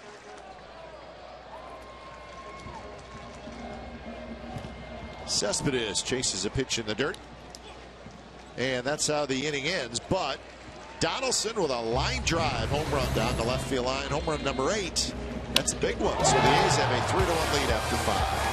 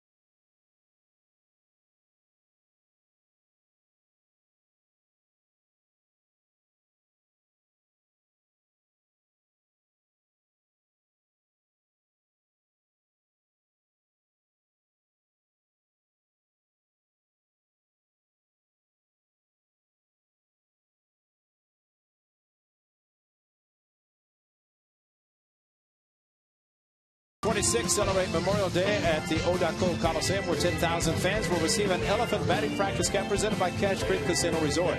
That's prior to the 105 matinee, 105 p.m. matinee against the Detroit Tigers. This must-have snapback hat features a flat bill and the iconic A's elephant logo. For information and tickets, visit athletics.com/tickets or call 877-493-BALL. So the flat bill cap, you know, that's one that I remember Dallas Braden used. That's a bill. You turn that. You got a lot of pins on that one, too. That is not a flat bill cap. No, he shaved in '89 the last time the A's won the World Series, so he's trying to get them back. But the flat bill, I remember in Dallas Braden, that's kind of a flat for Jesse Chavez. But Braden wanted to have the flat cap so he could look out of the corner of his eye to watch the runner at first base. That's the flat bill right there. That's what you're going to get on May 26th. Get a whole bunch of flat caps. Flat bill caps. Yep. 0-2 to Jose Abreu. Dunn to follow, and then Viciedo. So lots of power for Jesse Chavez to face in this inning.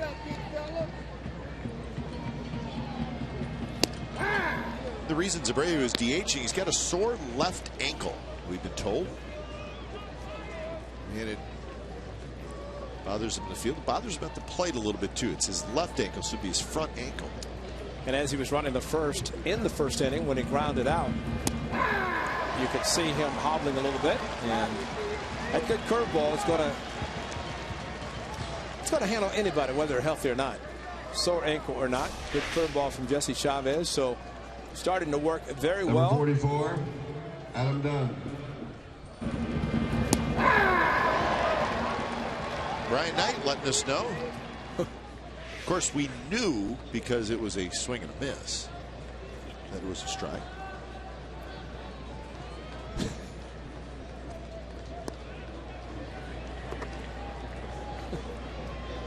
One out for Adam Dunn. Dunn hits with the left. Cespedes back, circling near the wall in front of the Lucas Oil sign, and he's got it. Remember he did that last year in Chicago, and Hawk had it out, and he caught it. And I can hear Hawk right now over, stretch, stretch. And this guy can hit him out anywhere. Number 24. Almost did it in Chicago last year, but was caught. And this one caught as well. And Cespedes tracking at the warning track.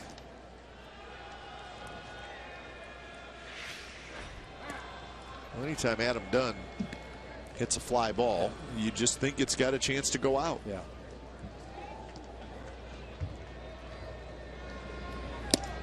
Viciedo swings at a pitch way out of the strike zone, and it's 1-1.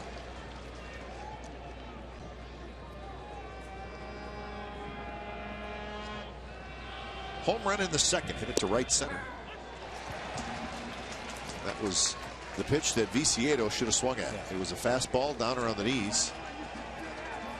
Well, he threw him a big curveball his last at bat, struck out on a pitch way out of the strike zone, and there it is again. And a good breaking ball. Viciedo chased it, and for the second time, Chavez strikes out Dayan Viciedo. 3 up, 3 down inning. The bottom of the 6th is coming up. 3-1 A's.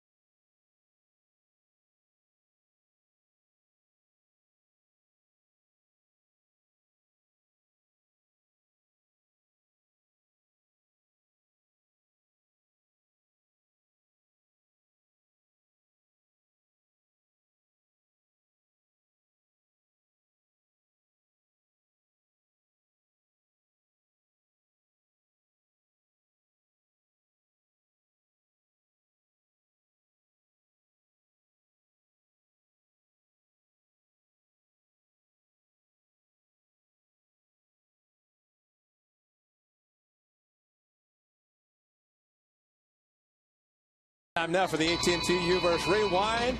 Home runs. That's Visaito giving the White Sox a 1-0 lead on a cut fastball. That's to right field. But very quickly, Josh Reddick in the bottom half of the inning, a 2-out triple straightaway center field. And that would plate Nick Punto as he scores from first base. Reddick settled for triple. And then last inning, Josh Donaldson after a 4-pitch walk to Josh Reddick. Donaldson got the foot up, got the foot down, and crushed it into left field, into the seats. And that quickly the A's have taken a 3-1 lead, with Jesse Chavez getting another shutdown inning in the top of the 6th.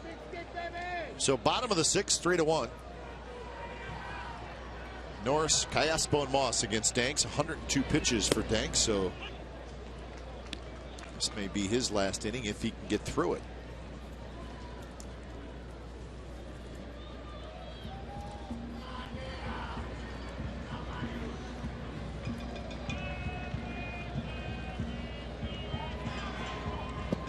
And an off-speed pitch in Norris. That's the worst swing he's taken in about a month. There has not been a lot of bad swings. Curveball committed and said, I can't believe I did this. But sometimes it's better to go ahead and swing and not hurt yourself by trying to hold up the swing. So 0-2. Danks kicks and fires, and that one in the dirt, blocked by Nieto.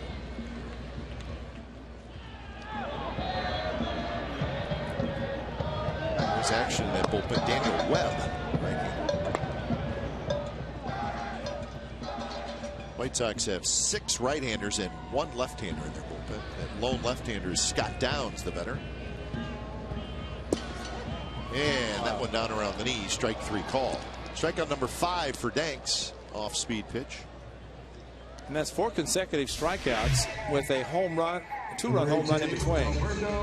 Change up and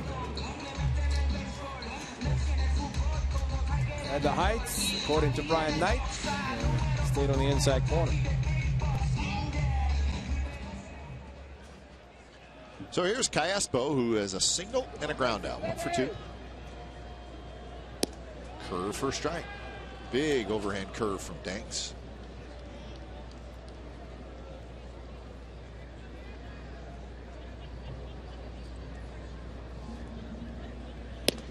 And another one. 0-2. Mariners 9, Rays nothing in the 5th inning. Felix pitching a perfect game. No, they did get a hit off him. I know that. That's a major consolation. Rays have been involved in too many perfect games and no hitters and the wrong end. Wrong end for sure. Happened right here 4 years ago. 2-2 now to Callaspo. Moss waiting in the on-deck circle.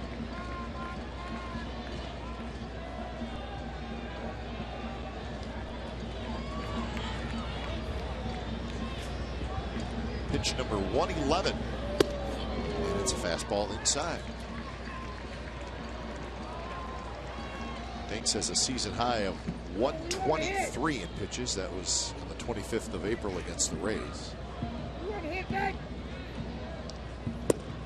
And a walk. So a good at bat by Callaspo. The A's have a 1-out base runner.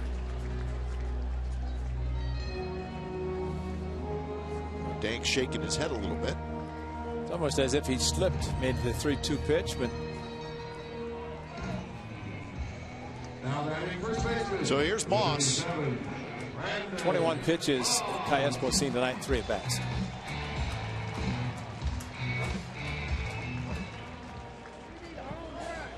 Don Cooper, a longtime pitching coach for the White Sox. Various managers, including wonderful Ozzie Guillen. So he's seen a little bit of everything, yes. I would imagine. And he's heard a little bit of everything, too. He was actually the acting manager when Ozzie Guillen left. Remember a few years ago, before actually in 2011. Towards the end, Ozzie was going on to Miami, and Don Cooper managed the last couple of games. He and Mark Parent's bench coach, so they've been busy.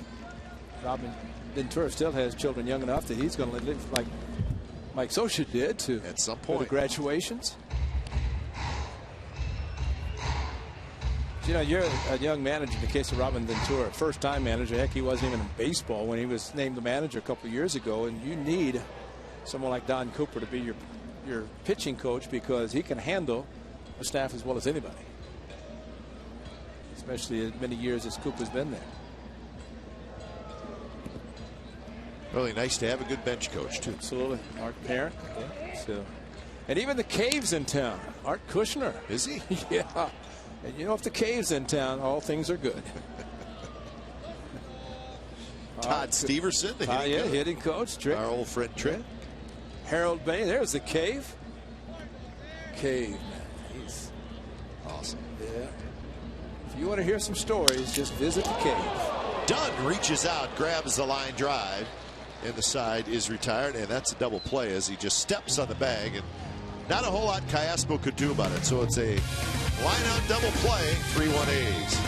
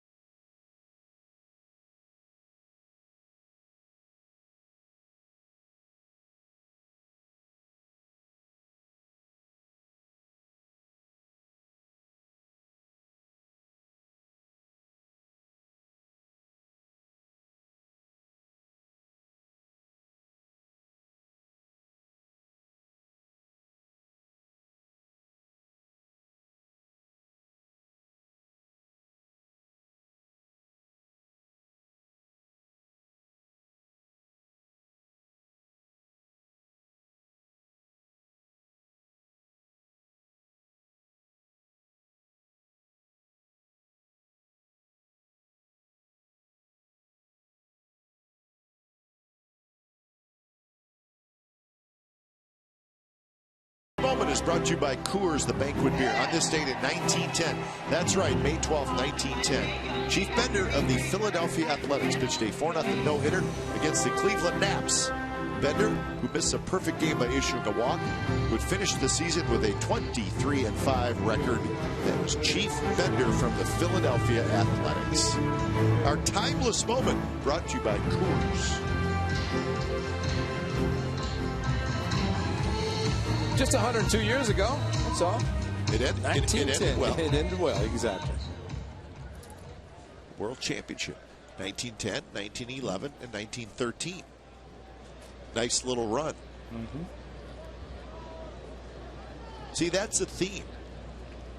For 100 years of the A's in Philadelphia, Kansas City, and Oakland. They have these stretches of great baseball. Donaldson throws, and they got it. So Alexi Ramirez swings at the first pitch. He's retired.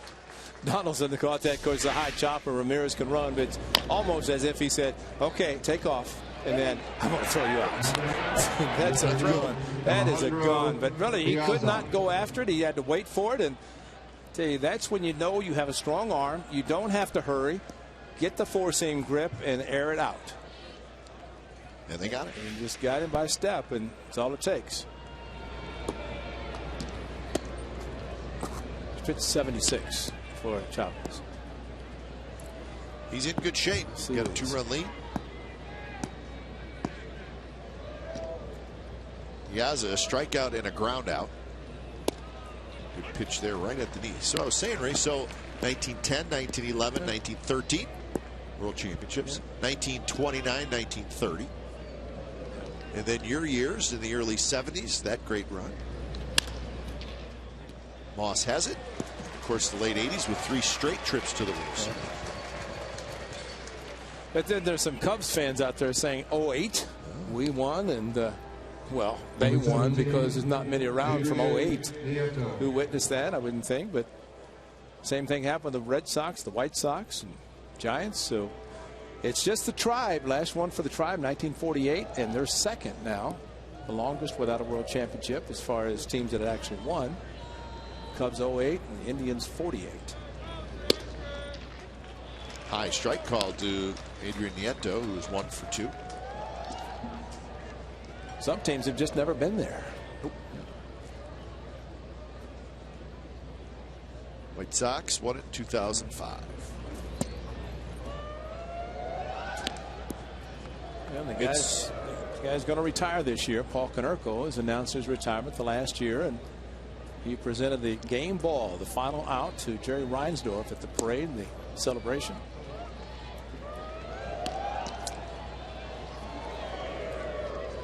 This. The nevers have been the Rangers, Astros, Brewers, Padres, Nationals. And there's a strike. Well, it's Hoodie any good or what? See the title? Well, we're waiting. it's that's a good one. Judge Smales from Caddyshack. That's what makes it extra special. Strikeout and another 3 up through down inning. Jesse Chavez rolling along. He's got 7 strikeouts. It's the 7th inning stretch. And waiting.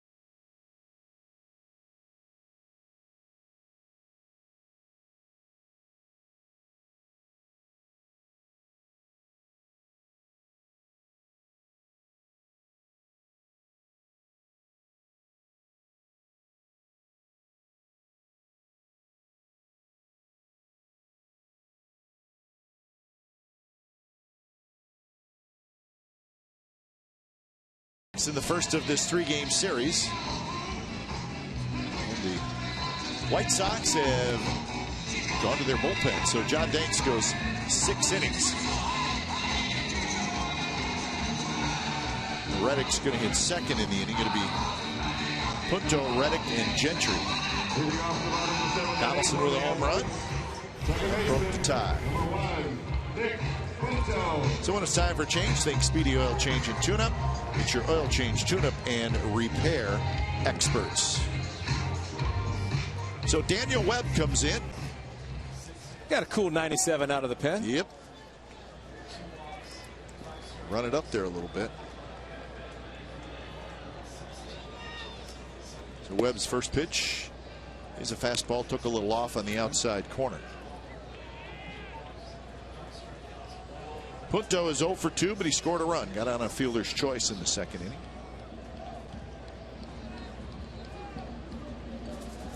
Swing and a miss. Webb got to the big leagues last year, pitched in 9 games for the White Sox.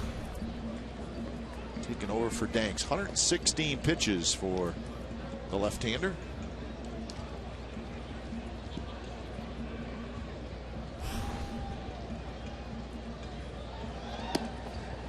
Breaking ball stays outside.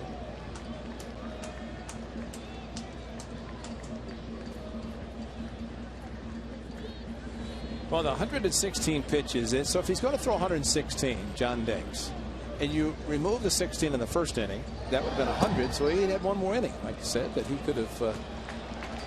That's it. I mean, what did he throw? How many more? 15, you said? 16. 16. Yeah, so it throws 116. He threw 16. Close. Punto did not go on. So 2-2. Well, we thought it would come back to haunt him, and it did. Strike 3 called on the outside corner. Punto not sold on the call by Brian Knight. Ladies and gentlemen, the reporting Daniel Webb is now pitching for Chicago. Ball tailing away from Nick Punto, and we'll see with Tommy Cam if he catches the corner. Oh, just a bit outside, but that's the angle. And Nick Punto, you have something to gripe about. See, the 97 is a 4-seam. That 2-seamer that he throws, what he just threw to Nick Punto, was off the plate. But pitching the he catches everything with the glove going down. I noticed that early. Yeah. Kind of trapping the ball, almost a Kenji Jojima type, trapping the ball into the ground. Into the right field corner and into the seats. Well into the seats. So 0-1 to Reddick.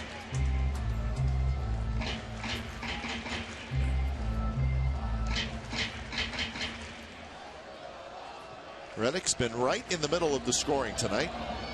Tripled in a run in the second, then had a leadoff walk, and he scored on the Donaldson home run in the 5th. Bunts it nicely, and you could just take a bite out of it if you're the third baseman, Connor Gillespie. Reddick with a bunt hit. He'll take it. He definitely will take it. 1 out. Nothing wrong with that. Even with 2 outs, maybe nothing wrong with it. But the shift, and Donaldson couldn't have rolled it down there. Talking to the great Harold Baines, and I remember when Harold Baines played for the A's, Harold would have the shift on the ground to the right side. The outfield was shifting towards left field because he hit that way. And I asked Harold, he said, I've never seen so many shifts in my life. And he said, and the guys just want to hit into the shift. Well, Harold probably happy, even though he's with the White Sox, standing next to Todd Stevenson, the 2 hitting coaches, saying he didn't try to hit through the shift. He just bunted away from the shift. And Harold Baines, I don't know, could have run fast enough at times to beat out even a bunt, but a great hitter. Had his number retired, number 3, by the White Sox, and came back as a coach, and he's wearing number 3. Took it out of retirement. So that hit for Reddick, the 7th for the A's. White Sox have 4.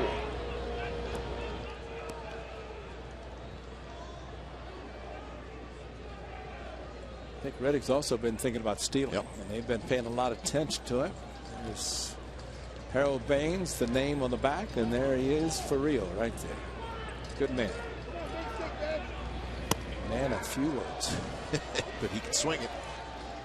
Remember during the postseason, and Lon would go up to him and he said, Harold, you want to talk to a lot of people? Because I'm going to start talking to you, and as soon as I start talking to you, they're going to come around. And he said, please don't. And he started walking away. One of the great guys, Harold Baines. And he's working alongside Todd Stevenson. So again, a guy in your dugout with the resume that you have to listen to. Absolutely. Absolutely. The Chili Davis theory, which we've talked a lot about.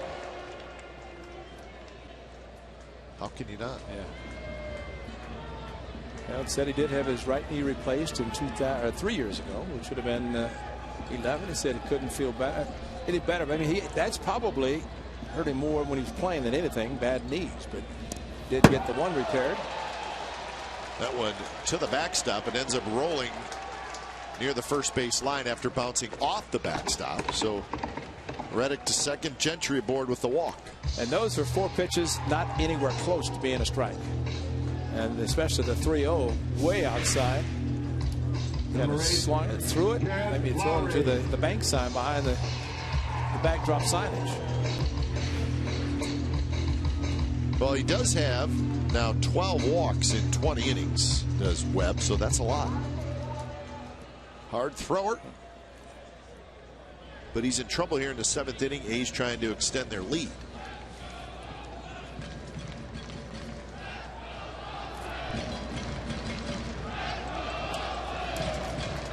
So here's Lowry, who is 0 for 3. Fly out to right, ground out to short, and a strikeout. All those were batting right hand. He swings around to hit from the left side.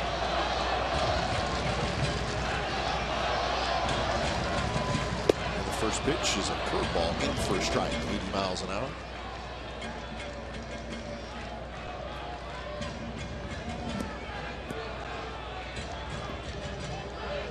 Lowry with 2 home runs and 14 RBIs on the season. Drives that one left center field, and no, but he's going to get it. Bounces high off the wall. 1 run scores, 2 runs score, and it's 5-1 A's.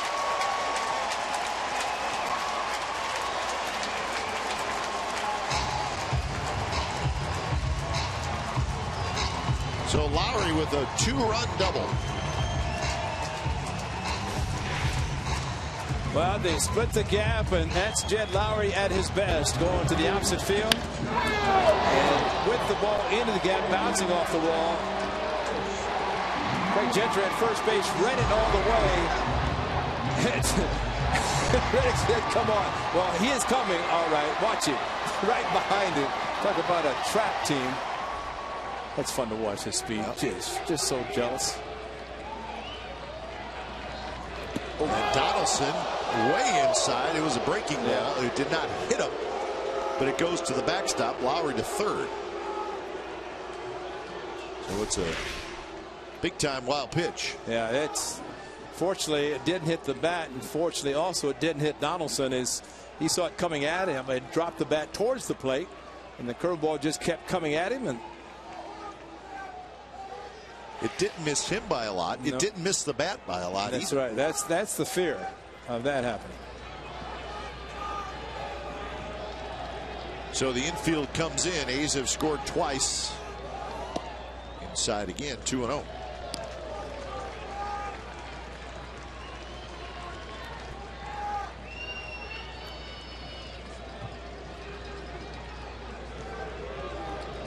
Donaldson with a 2-run homer in the 5th inning, and that broke the 1-1 tie.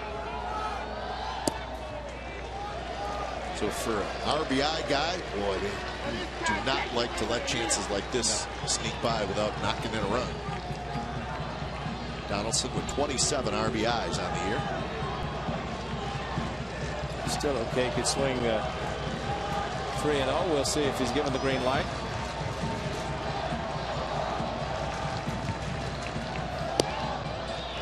There's a strike. So 3-1.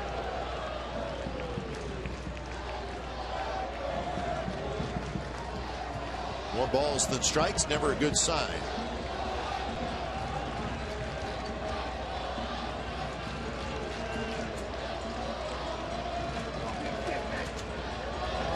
One pitch, curveball that misses badly.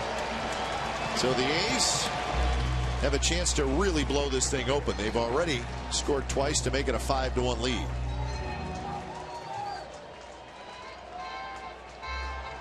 So a single, a double, and a couple of walks in this inning. And if you've ever heard Don Cooper talk, this should be interesting. I would love to get right in that huddle right now.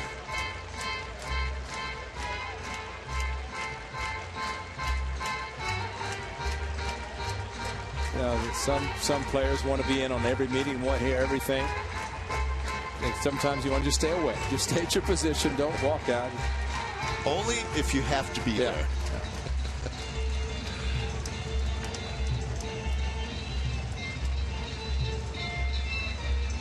So Cespedes is the hitter.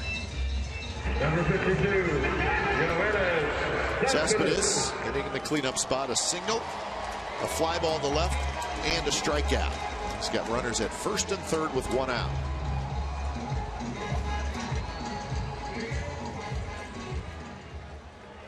Cespedes was 3 for 12 in that series against the Nationals over the weekend.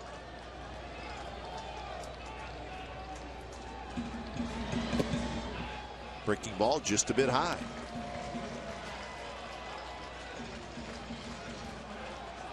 So right now, Daniel Webb really doesn't have much of an idea where any of his pitches are going. That was a curveball that was high. That one grounded up the middle. Beckham behind second, flips to Ramirez on to first, and they got him. Wow. What a double play turn by the White Sox. Beckham to Ramirez to Dunn, and Alexi Ramirez. That was quite a show at second base. Check it out. A's get 2 and they lead 5-1.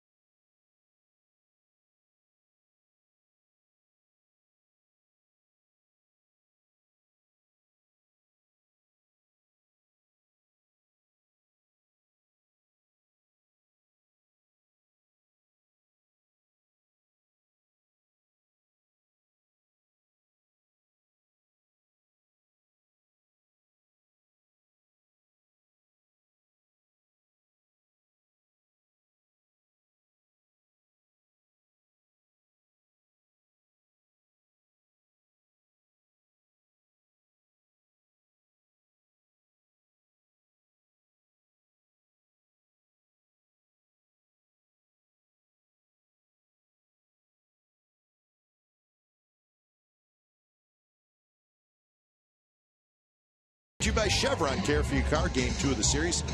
Right-hander Scott Carroll making his 4th start against Drew Pomeranz, who would be making his 2nd start. So that's a big deal. Drew Pomeranz, who pitched so good in Game 2, and quite frankly, Ray, he must have pitched well enough to make some decision makers with the A's say, wait a minute, maybe he's got a chance to be pitching better than Straley, and Straley went to the minor leagues. Well, and of course, Drew Pomeranz came to spring training from the Rockies, and they thought he could be a starter or reliever, and made the club as a reliever. But the best thing for him, as we talked about, started to pitch out of the stretch and gained his command, and that's been the biggest difference for him. Speaking of command, we're looking at one tonight. Jesse Chavez. This young man has seen a total of 6 pitches in 3 at-bats. Garcia. 0-1, 0-1, 0-1, fly ball. There's 0-1, fly ball. Cespedes hustling in, and Cespedes makes the catch. Out of 5 gears, he was in about 3rd, and that was plenty good. Good speed. Yeah, he's just turn out the lights and let the glove 15, shine, and he could catch anything with that glove. Wow. I think that's a new alternate color jersey in the future, the color of Cespedes' glove and the webbing. He had the pink on yesterday for Breast Cancer Awareness Day. Not pink glove, but wristbands, necklace, coupled with that green glove. So he had quite a look.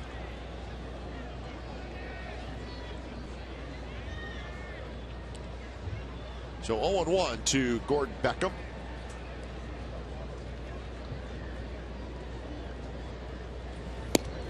Fastball just a bit outside.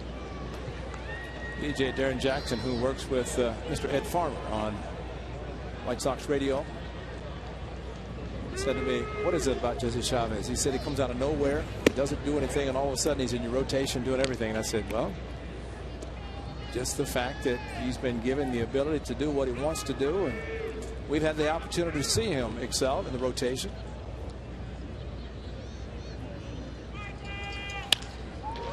Hard hit ball to Punto, who goes down to the backhand, throws to first, 2 outs.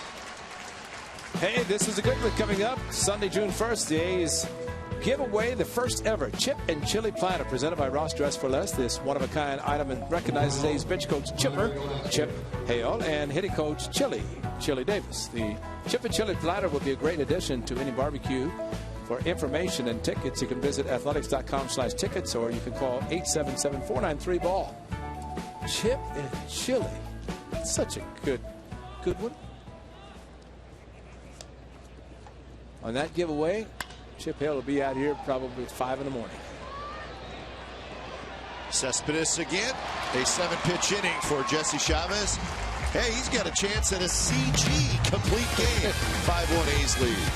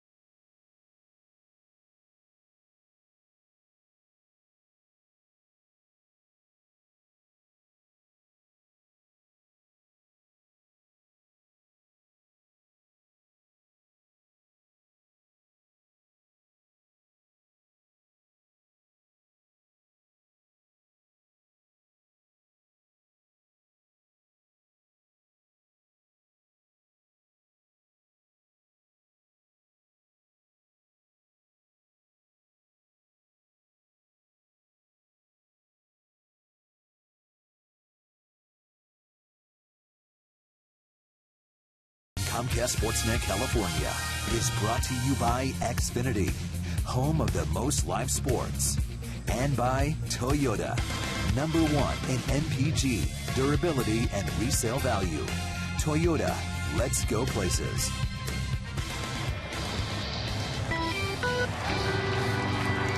All right, here's our game summary. It's brought to you by your local Toyota dealers. 1-4-0 for the White Sox, 5-8-0 for the Athletics.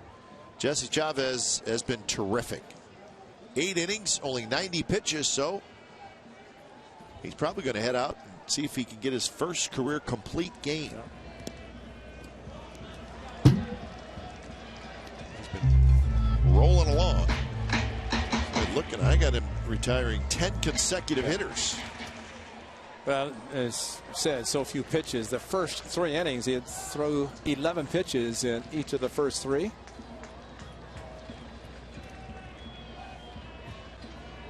1-0 to Norris is inside from Daniel Webb.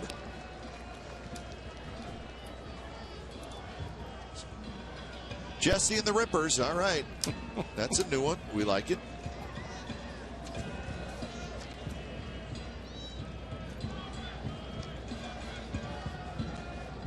Norris 0 for 3 tonight.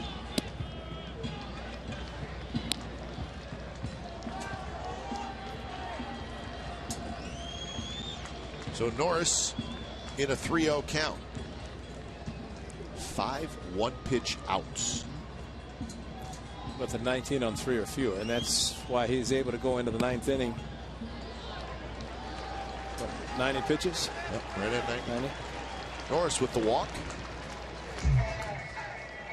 So that's 5 walks issued now by the White Sox pitchers. And we showed you a graphic earlier. They have issued the most walks in the American League. So they've seen this before as Scott Downs slowly starts to loosen up.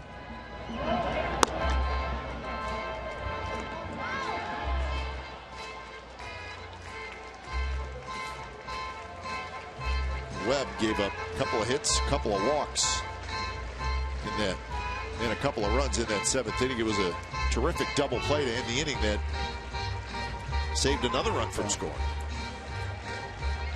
Now Don Cooper's coming out.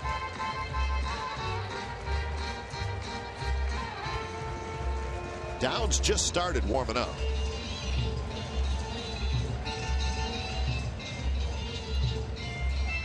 Well, this maybe Don Cooper's kept taking his time.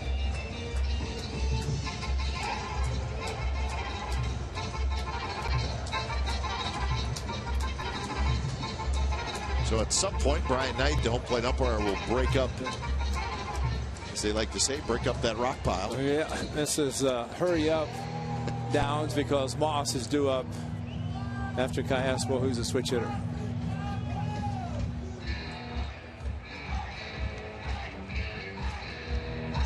So Callaspo steps up. He's got a single, a ground out, and a walk. So he's been on base a couple times tonight.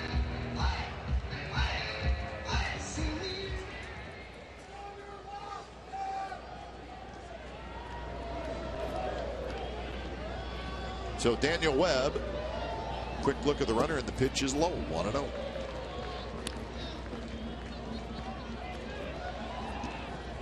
Rangers won their game tonight 4-0 in Houston. Colby Lewis got the win. He pitched into the 6th inning. Third win of the year for Colby Lewis. And Beltre hit a home run, his 3rd of the year. That's that natural rivalry, the Astros and Rangers. Well, the Rangers now 20-19 on the year. That one squirts past Nieto, rolls toward the on-deck circle, and Norris to second base. Nieto will not have to work on blocking balls tomorrow. He's getting his work in tonight, at least the last couple of innings, and came up and the ball ended up hitting off his shin guard as he brought the glove up, hit him on the right shin guard.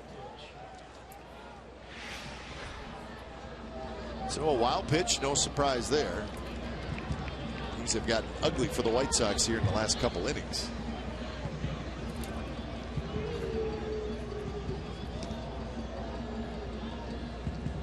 Two 2-0 to Callaspo, and that's low. 3-0. Well, this may be the last hitter for Webb, whatever happens. Yeah, I think two Downs to get a loose for that man, Brandon Moss.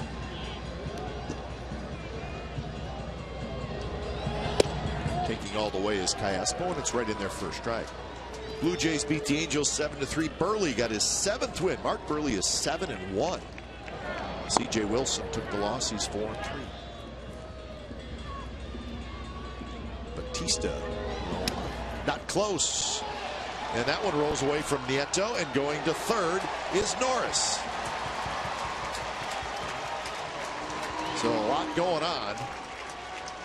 Callaspo ends up at third, so first and third, nobody out.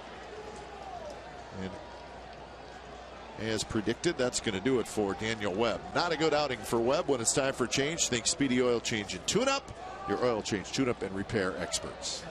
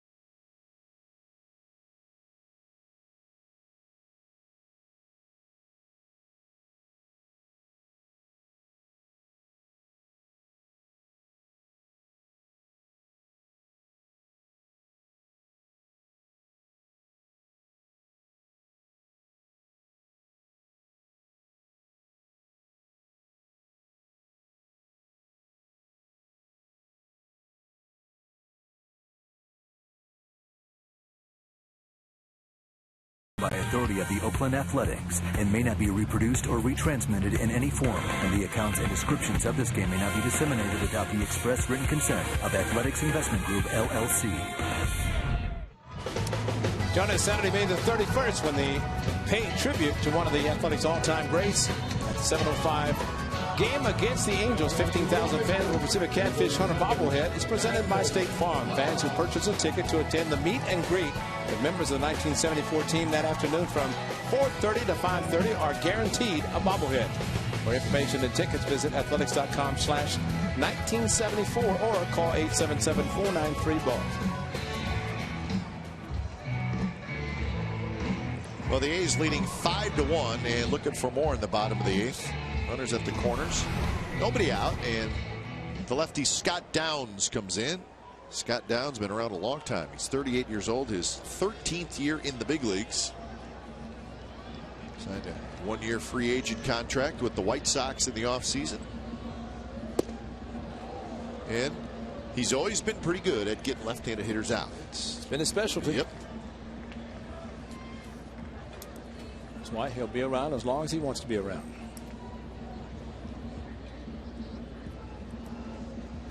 0-1 to Moss. Infield in.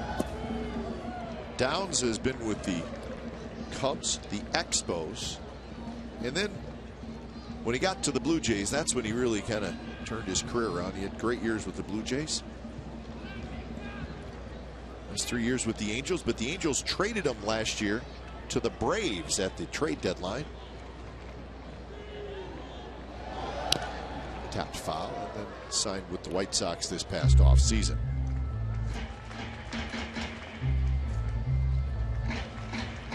He had injury problems with the Angels. Just could not seem to stay off the disabled list. Well, the Angels went so long without ever having a lefty in the bullpen. Then they tried one, didn't work. Tried Downs, he got injured, and sometimes you try something and you don't really end up needing it. Moss chases that slider. So Downs gets Moss for the first time. It's time now to log on to CSNCalifornia.com and decide the player of the game. Your vote counts. The winner will be revealed during A's post-game line. Follow the action on the diamond like never before with enhanced Bloomberg stats and more. A's in-game live on CSNCalifornia.com. Log on now and vote.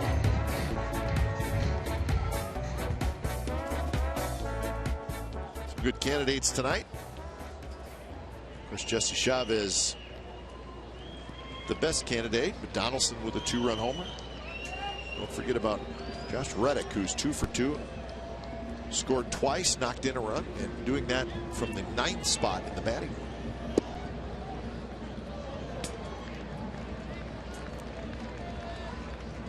order. Buto scored a run tonight. That was in the 2nd inning. He's 0 for 3.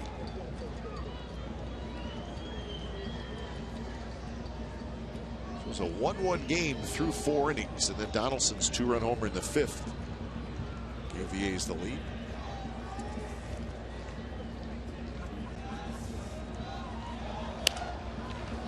Pop up, done, over, but it drops into the first row.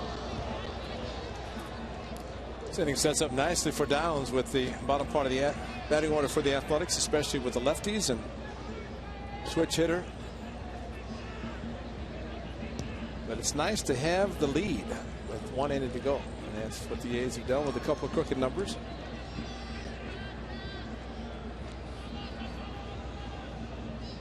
But like you said, RBI is out there. You want to try to get him in. That's what Punto's trying. That's what Boss tried, struck out. This is the ideal hitting conditions for Punto if he can make solid contact. With that one. Pretty good pitch there by Downs. So 1-2. That's a good fastball to hit, and actually pretty good thrown by the lefty. And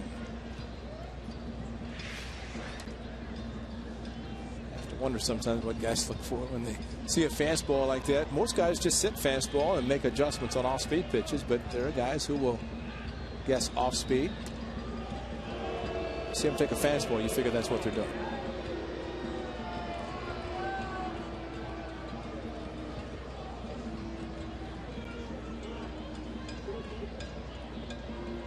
1-2 the count to Nick Punto. Reddick waiting in the on deck circle.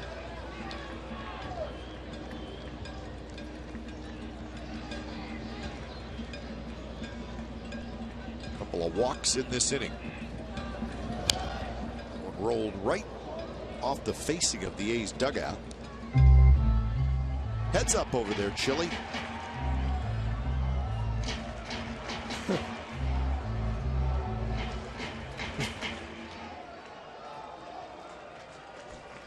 Chili saying, "Who's a hitter? Who's a DH?" Come on.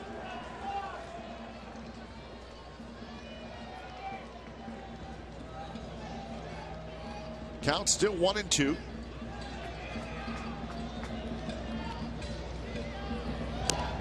Punto, a little emergency swing, but was able to just get a piece of it.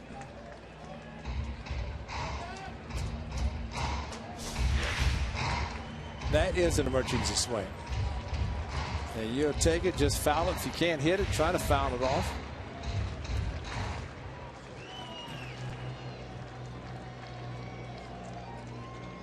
It was an emergency check swing. Impressive.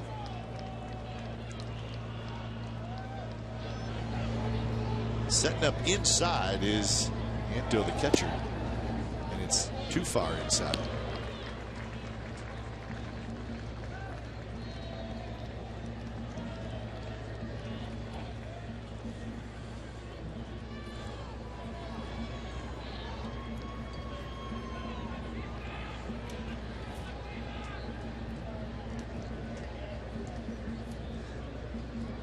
If they go back inside to Punto. Doesn't look like it. And missed again. Now it's 3-2. The White Sox relievers have really struggled with their control here in the last couple innings.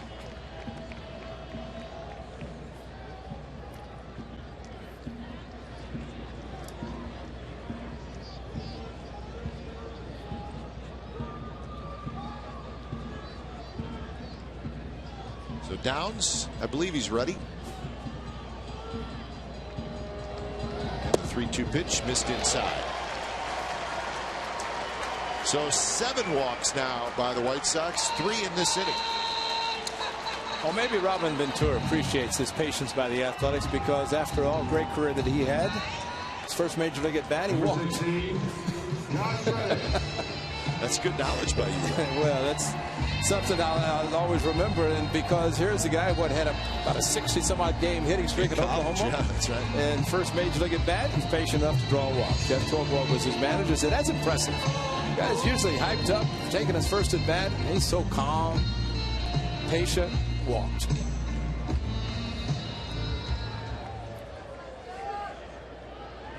So here's Reddick. Big night for Reddick. RBI triple in the second, walked and scored in the fifth, singled and scored in the seventh. Facing the lefty Downs.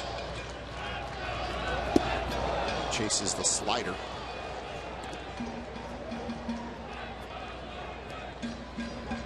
So Reddick now hitting .228, 2 for 2 tonight. He's got a homer, 10 RBIs, and we'll have a meeting at the mound. Runner at second. Second sign with a man on second. Yeah, if I remember correctly, forget it. Yes.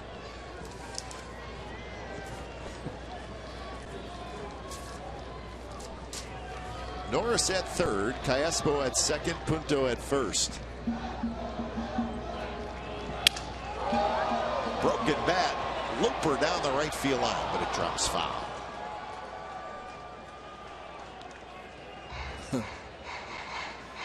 So the count 0-2 to Reddick. It's a new baseball bat. Punto was running for first like it was 2 outs. he got to third. Meanwhile, at third base, Norris was still standing there ready to tag. What are you doing over here? That's hustle. That's reading. That's reading. Hey guys. Here's Callaspo. Here's Punto. So we got 3 at third. And just think, if that ball drops, it's a tag team race to see who makes the home first. Let's hope they're in order. Slider down and away. I think it's simply Nick Punto reading the fact that nobody was going to get to it. Yeah, he knew it. Had a good look at it.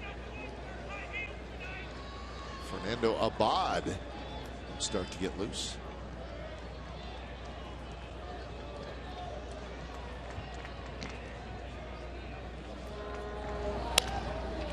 Rolled just foul past Adam Dunn. So another one of those RBI opportunities. He's staring you right in the face if you're ready. Well, the only reason Abad is warming up, or at least getting loose or starting to, is the fact that this inning and half inning has taken so long. Jesse Chavez has his eyes on the ninth. And let's hope it doesn't take so long that you just got to sprint out there. Yeah, exactly. Just run right by and don't even allow anybody to say you're done.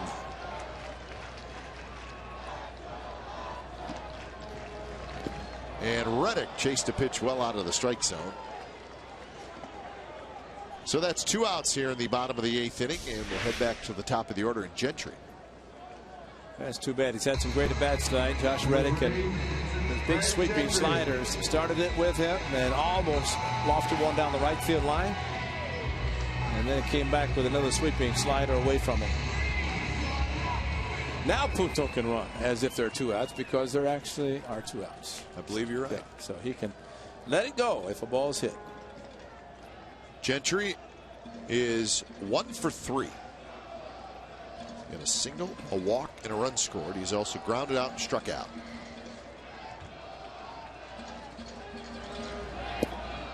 First pitch is low.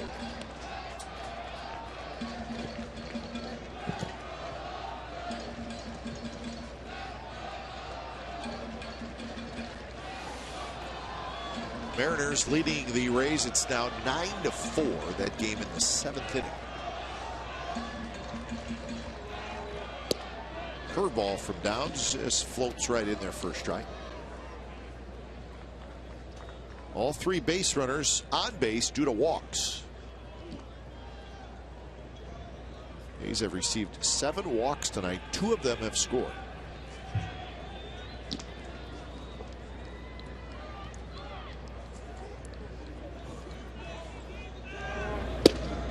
Fastball inside.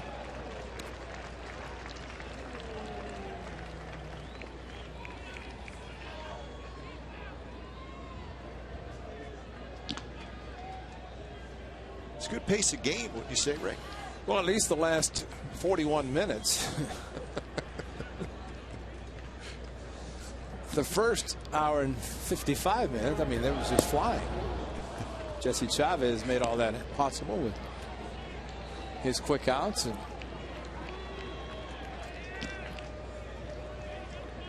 Chavez, just get in your starting blocks and get ready to go. That's right. When the final out happens eventually.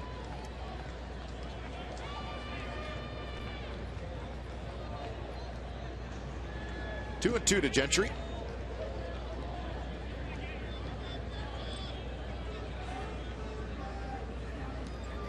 Going inside, it's bounced toward Gillespie. Makes a nice play at third, throws to first, side retired. So the A's leave them loaded, and we're headed to the 9th. Jesse Chavez could be going for the complete game.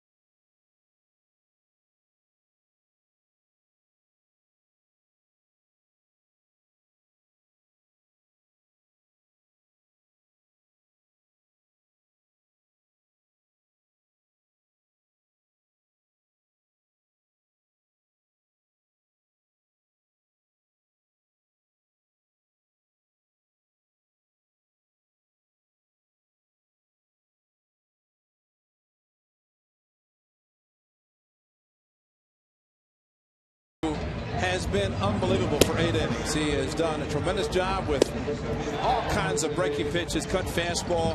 How about a good hook? Another good hook. And just kept throwing the good hooks out of the strike zone. Actually, the one hook he threw that hung was a double. But after that, he started featuring all those good curveballs out of the strike zone. And that just simply saying stay on it. He's been staying on it all night. So Jesse Chavez going for the complete game at 90 pitches. Pitch number 91 is fouled back by Jose Abreu. The A's have one complete game this year, and that was Sonny Gray's shutout. They will keep a close eye on Jesse Chavez. He is rolling along. He's retired 10 in a row. 0-1 pitch. Fastball right at the knees. 0-2. Well, he hasn't lost anything off his fastball. As that pitch with the two-seam action. The guy couldn't pull the trigger, and after the first ball hit hard by Abreu, who struck him out a couple of times with the curveball. Is he going to do it again? Nope. That one hit pretty well to right field. Reddick's back, and it is gone. How about that power from Jose Abreu? Goes the other way over the out-of-town scoreboard, and he has his 14th home run of the year.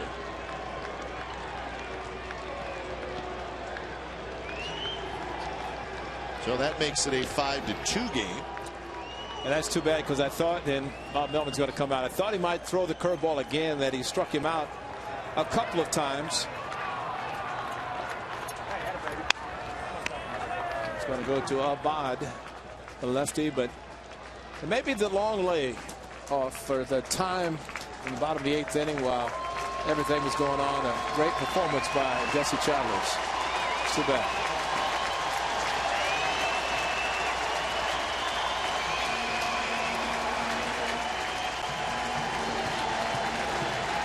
So 8+ innings tonight. A couple of runs given up by Jesse Chavez. Terrific performance. When it's time for change, think Speedy Oil Change and Tune-Up. Your oil change, tune-up, and repair experts.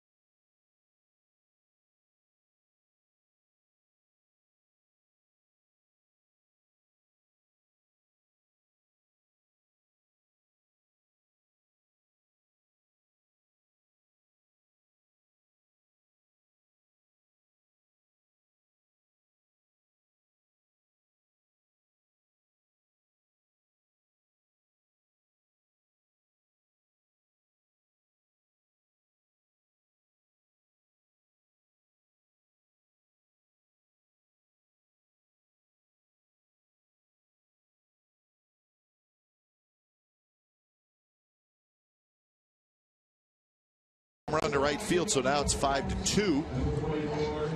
Jesse Chavez not quite get through 9, but that's okay. He was good. Yes, he was. And that tell you what, if there's ever a time a pitcher might second guess himself, it might have been on that 0-2. And Cutter, we've talked about, he's thrown it so well. Seemed like that was Cutter stayed up, as was the case with Visaedo in the 2nd inning. So Abad, he has finally an ERA 0.61. As he faces Dunn, slider, nasty pitch to start off the at bat. You're done. He's 0 for 2 with a walk. Visaedo to follow, and then Alexi Ramirez.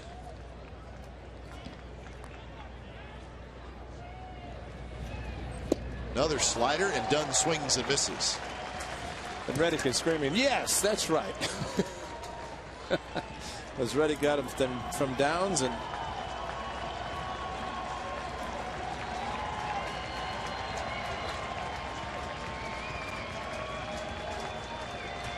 Bob kicks, and the 0-2 pitch, and another slider. This one stays on the inside. A's post-game live coming up after the game.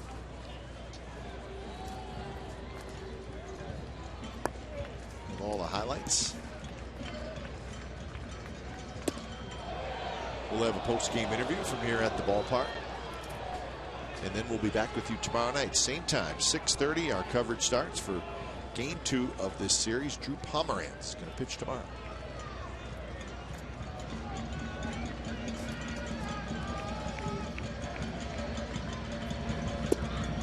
Fastball is low at 94 miles an hour.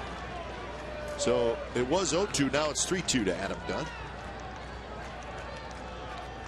Because the A's have left the bases loaded, Bob Melvin knows it's a 3-run game. And while he probably would like to have left Chavez in, but goes the bullpen, and 4-pitch walk after 2 strikes. 2 very good sliders thrown to Dunn, but that shows his patience. Jim Johnson going to try to close it out. So Abad faces one hitter, cannot get him, and we got more bullpen action.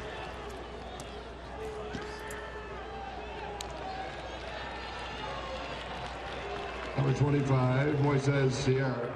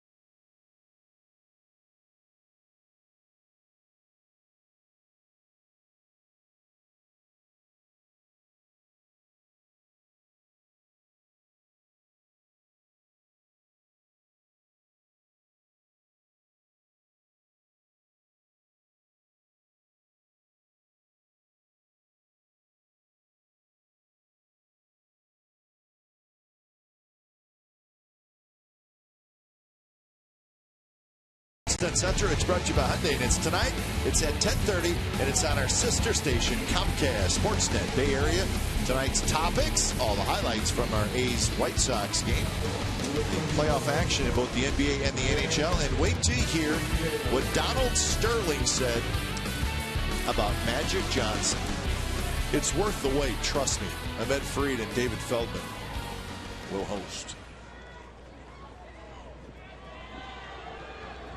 So, Viciedo to face Jim Johnson. This is a save opportunity for Johnson. He's got 2 on the year. First pitch, fastball that runs inside. Viciedo a home run in the second, and then he struck out in the 4th, struck out again in the 6th.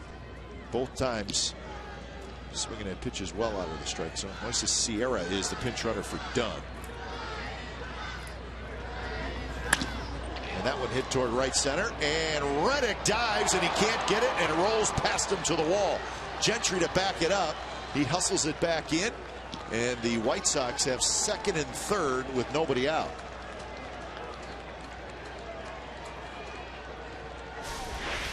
Reddick normally does not dive unless he thinks he has a pretty good chance to catch the ball. Slicing back towards him. Got a good jump. Was playing deep. And let's just hope he didn't hurt himself when that close to catching the ball, but then hit hard, rolled under and over his arm under his body, but looks like he's all right.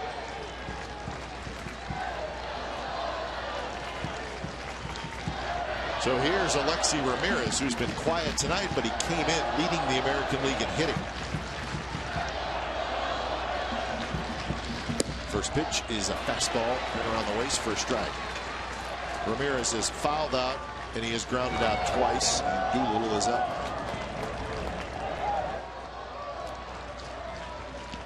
Piazza, the next hitter, is a left-hand hitter. Nieto is a switch hitter. Tapped foul toward the A's dugout, so Johnson jumps ahead 0-2. 7 at-bats for Ramirez in his career against Jim Johnson, and he's 4 for 7.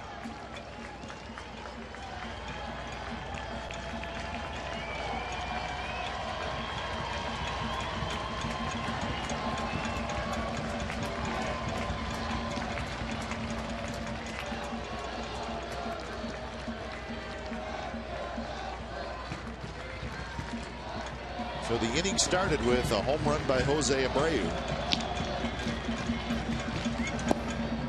Curveball. Ramirez lays off 1-2.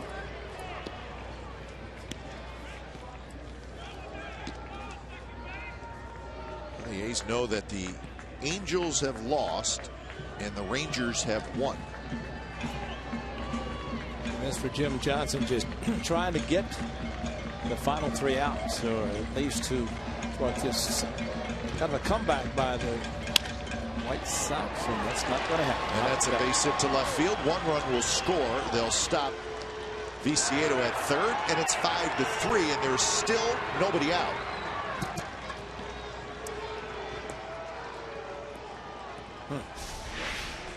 On the low fastball, trying to get it inside, but left it towards the middle of the plate, and here comes Bob Melvin again. So RBI single and a 2-strike pitch following the double to right field.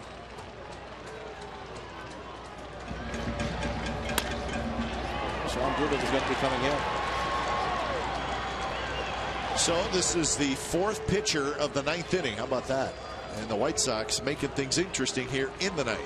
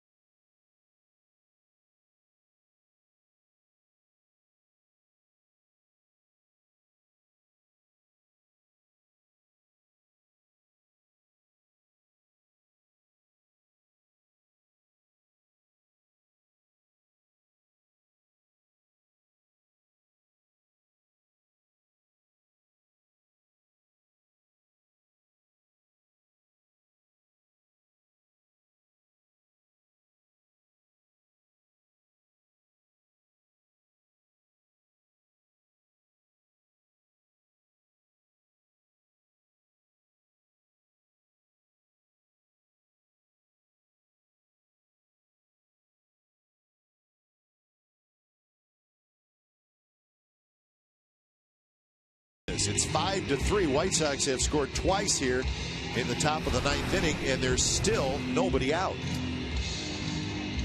And I'm sure the last thing Bob Melvin wanted to do was have to take out Jim Johnson. He's trying to get him to the point where he can close out a game, and unfortunately, at the opposite field double and then the RBI single, and Bob Melvin trying to get a W. So we got a couple of pinch hitters coming up, and the first one is Paul Konerko. How about that? Yep. So Konerko to hit for Diazza, and Tyler Flowers, who's the #1 catcher, has come out into the on-deck circle, but now he's going back in. Now he's just going to talk to his hitting coach. And Flowers, a right-handed hitter. So Todd Stevenson saying Sean Doolittle got a great fastball. But what maybe they don't know, he's also got a good slider, good changeup, and backs up his slider a few times. We'll see what happens in this at bat. Konerko, shallow, left center, but Gentry's going to get there. He's got it. And tagging up Viciedo, and he's going to score. So it's a sacrifice fly for Konerko. He did not wait around, and now it's 5-4. And I'm sure Konerko was doing and thinking what he was just thinking, and probably upset that he didn't do more damage than just the sac fly. Fortunately, it was just a sac fly. It was a fastball. And Konerko, sitting on the bench for 8 innings, gets a chance to swing the bat. Fortunately, hits the biggest part of the park instead of pulling it. So that's the first out. 3 runs in. And here's Tyler Flowers. Tyler Flowers hitting for Nieto. Could he possibly hit a ground ball to shortstop and get a nice little 6-4-3 double play? And keeping an eye on Ramirez, which is not a bad idea. Ramirez is 6 for 7 in steal opportunities. Well, if he goes, I would think he'll go on a first move. Just a question of whether the throw would go to first. And he got a huge jump. The throw to second base is not nearly in time. And Ramirez hits a big stolen base. They always say when you are able to steal a bag when your team needs it most and everybody knows you're going to try, that's a good sign, and that's what happened. Derek Norris, a very strong throw from his knees. No chance to throw out Ramirez, so he just tried from the knees. Now, Kip, one of the interesting statistics, and it's not good for opposing teams, but the one thing the White Sox have done is score a lot of runs in the 9th inning. Yeah, I saw that. And a stolen base. Fortunately, it was a strike, but no chance for Derek Norris to throw out Ramirez. Leury Garcia, who is a switch hitter, is in the on-deck circle. 1-1 to Tyler Flowers. Swing and a miss. Fastball right by him. 1-2. Good location with the fastball up in the zone and away from the right-hander, who's trying desperately to pull the outside fastball. Could not.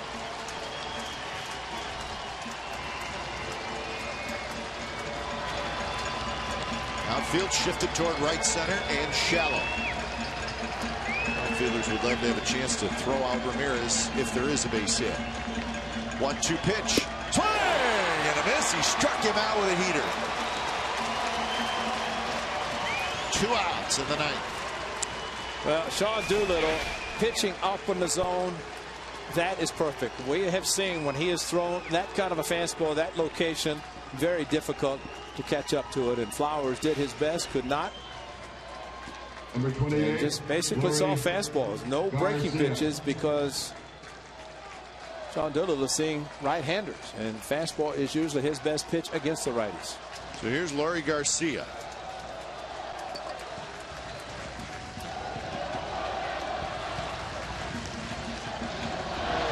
Garcia fouls it straight back. Garcia is 5 for 14 batting right-handed this year. 4 previous at-bats, 0-1, and he's hit 4 fly ball outs. Left, short, right, left. On the identical count of 0-1. All those coming off Jesse Chavez.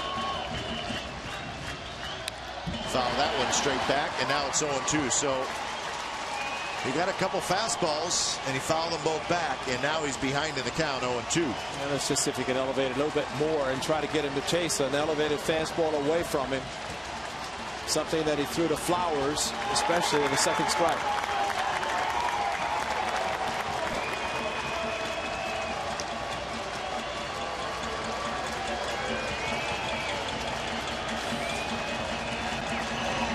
Fastball struck him out. The high heater, not close. Garcia swings and misses, and Doolittle comes in. And the A's have to work for this one. It was smooth sailing through 8 innings. White Sox fight back, but when it's all said and done, The A's hang on and win it by a final score of 5-4. So Doolittle doing his thing to wrap it up. Well, it's nice to get an aggressive hitter who tries to hit an impossible fastball, especially throwing that hard in that area, just cannot catch up. And strikeout, two right-handers after the stolen base by Ramirez. That's quite a job done by Sean Doolittle. So Justin Chavez gets the win. Thankfully. Doolittle has the save, and Justin Chavez has to sit in the dugout in the 9th inning, and certainly not easy to sit there and watch things start to slide away on you a little bit. But the A's got Doolittle with a couple of strikeouts, and A's used 4 pitchers in that 9th inning, but you get the win. So it doesn't matter how many you use as long as you do indeed get the win. But Jesse Chavez was terrific tonight. Yeah. You know, it says a lot about when you have the bases loaded and the pitcher's not able to throw strikes, as was the case with Webb. A's plenty of opportunities in the bottom of the 8th inning. Bases loaded, could not score another run. You're thinking 4-run lead's not going to be necessary, but one hit away from a tie game. Fortunately, Doolittle got the strikeout. And we talked about the fact that the White Sox score a lot of runs, and we saw how dangerous they can be. But the A's get the 5, and they hold on, and that's enough. So, but it's great to see Jesse Chavez. I mean, it's such a terrific story. You think about where he was last year. He did a very good job for the A's, but he was also on the back end of the bullpen. I mean, he was your long guy, and it doesn't seem to matter. He's got a rotation spot, and he continues to be impressive. And the thing is that he was being stretched out during spring training. I say stretched out, throwing a lot of pitches, so he could be a long reliever. That was the time when Jared Parker and A.J. Griffin were going to be in the rotation. Now, of course, they're not for the year. They're out. So Xavi had to step in, and he's done a remarkable job. Just unbelievable. Came in with the 7th best ERA in the American League, and probably got a little better spot after what he did tonight. And he is standing by downstairs. And Jesse, thanks for joining us. We appreciate it. And how difficult is it to sit there in the 9th inning after you've come out of the game and you know you pitched well and you know you feel like you have the game in the bag, but was it a little heart-wrenching for you? No, you just believe in the boys to come out and do their job, and you know, Doolittle came out and did his job. How difficult was it, though, to sit in the dugout in the bottom of the 8th inning? It seemed to take forever. We were not able to score more runs. And at that point, Bob Melvin got a bot up in the bullpen because of the long half inning. How much, if anything, did it affect you? No, it didn't. I just tried to stay on task and, you know, take that next inning and throw first pitch strikes, go out there and try and get ahead. And, you know, fortunately, it didn't happen for me that way. Jesse, last year, pitching long relief, you do a terrific job. You get to spring training knowing that that may be your spot, but also they're getting you ready to step in and start if you have to. How has that evolved, and have you been able to do everything you wanted to do so far to become a good starter, including get all your pitches working, because it certainly looks like you have done that?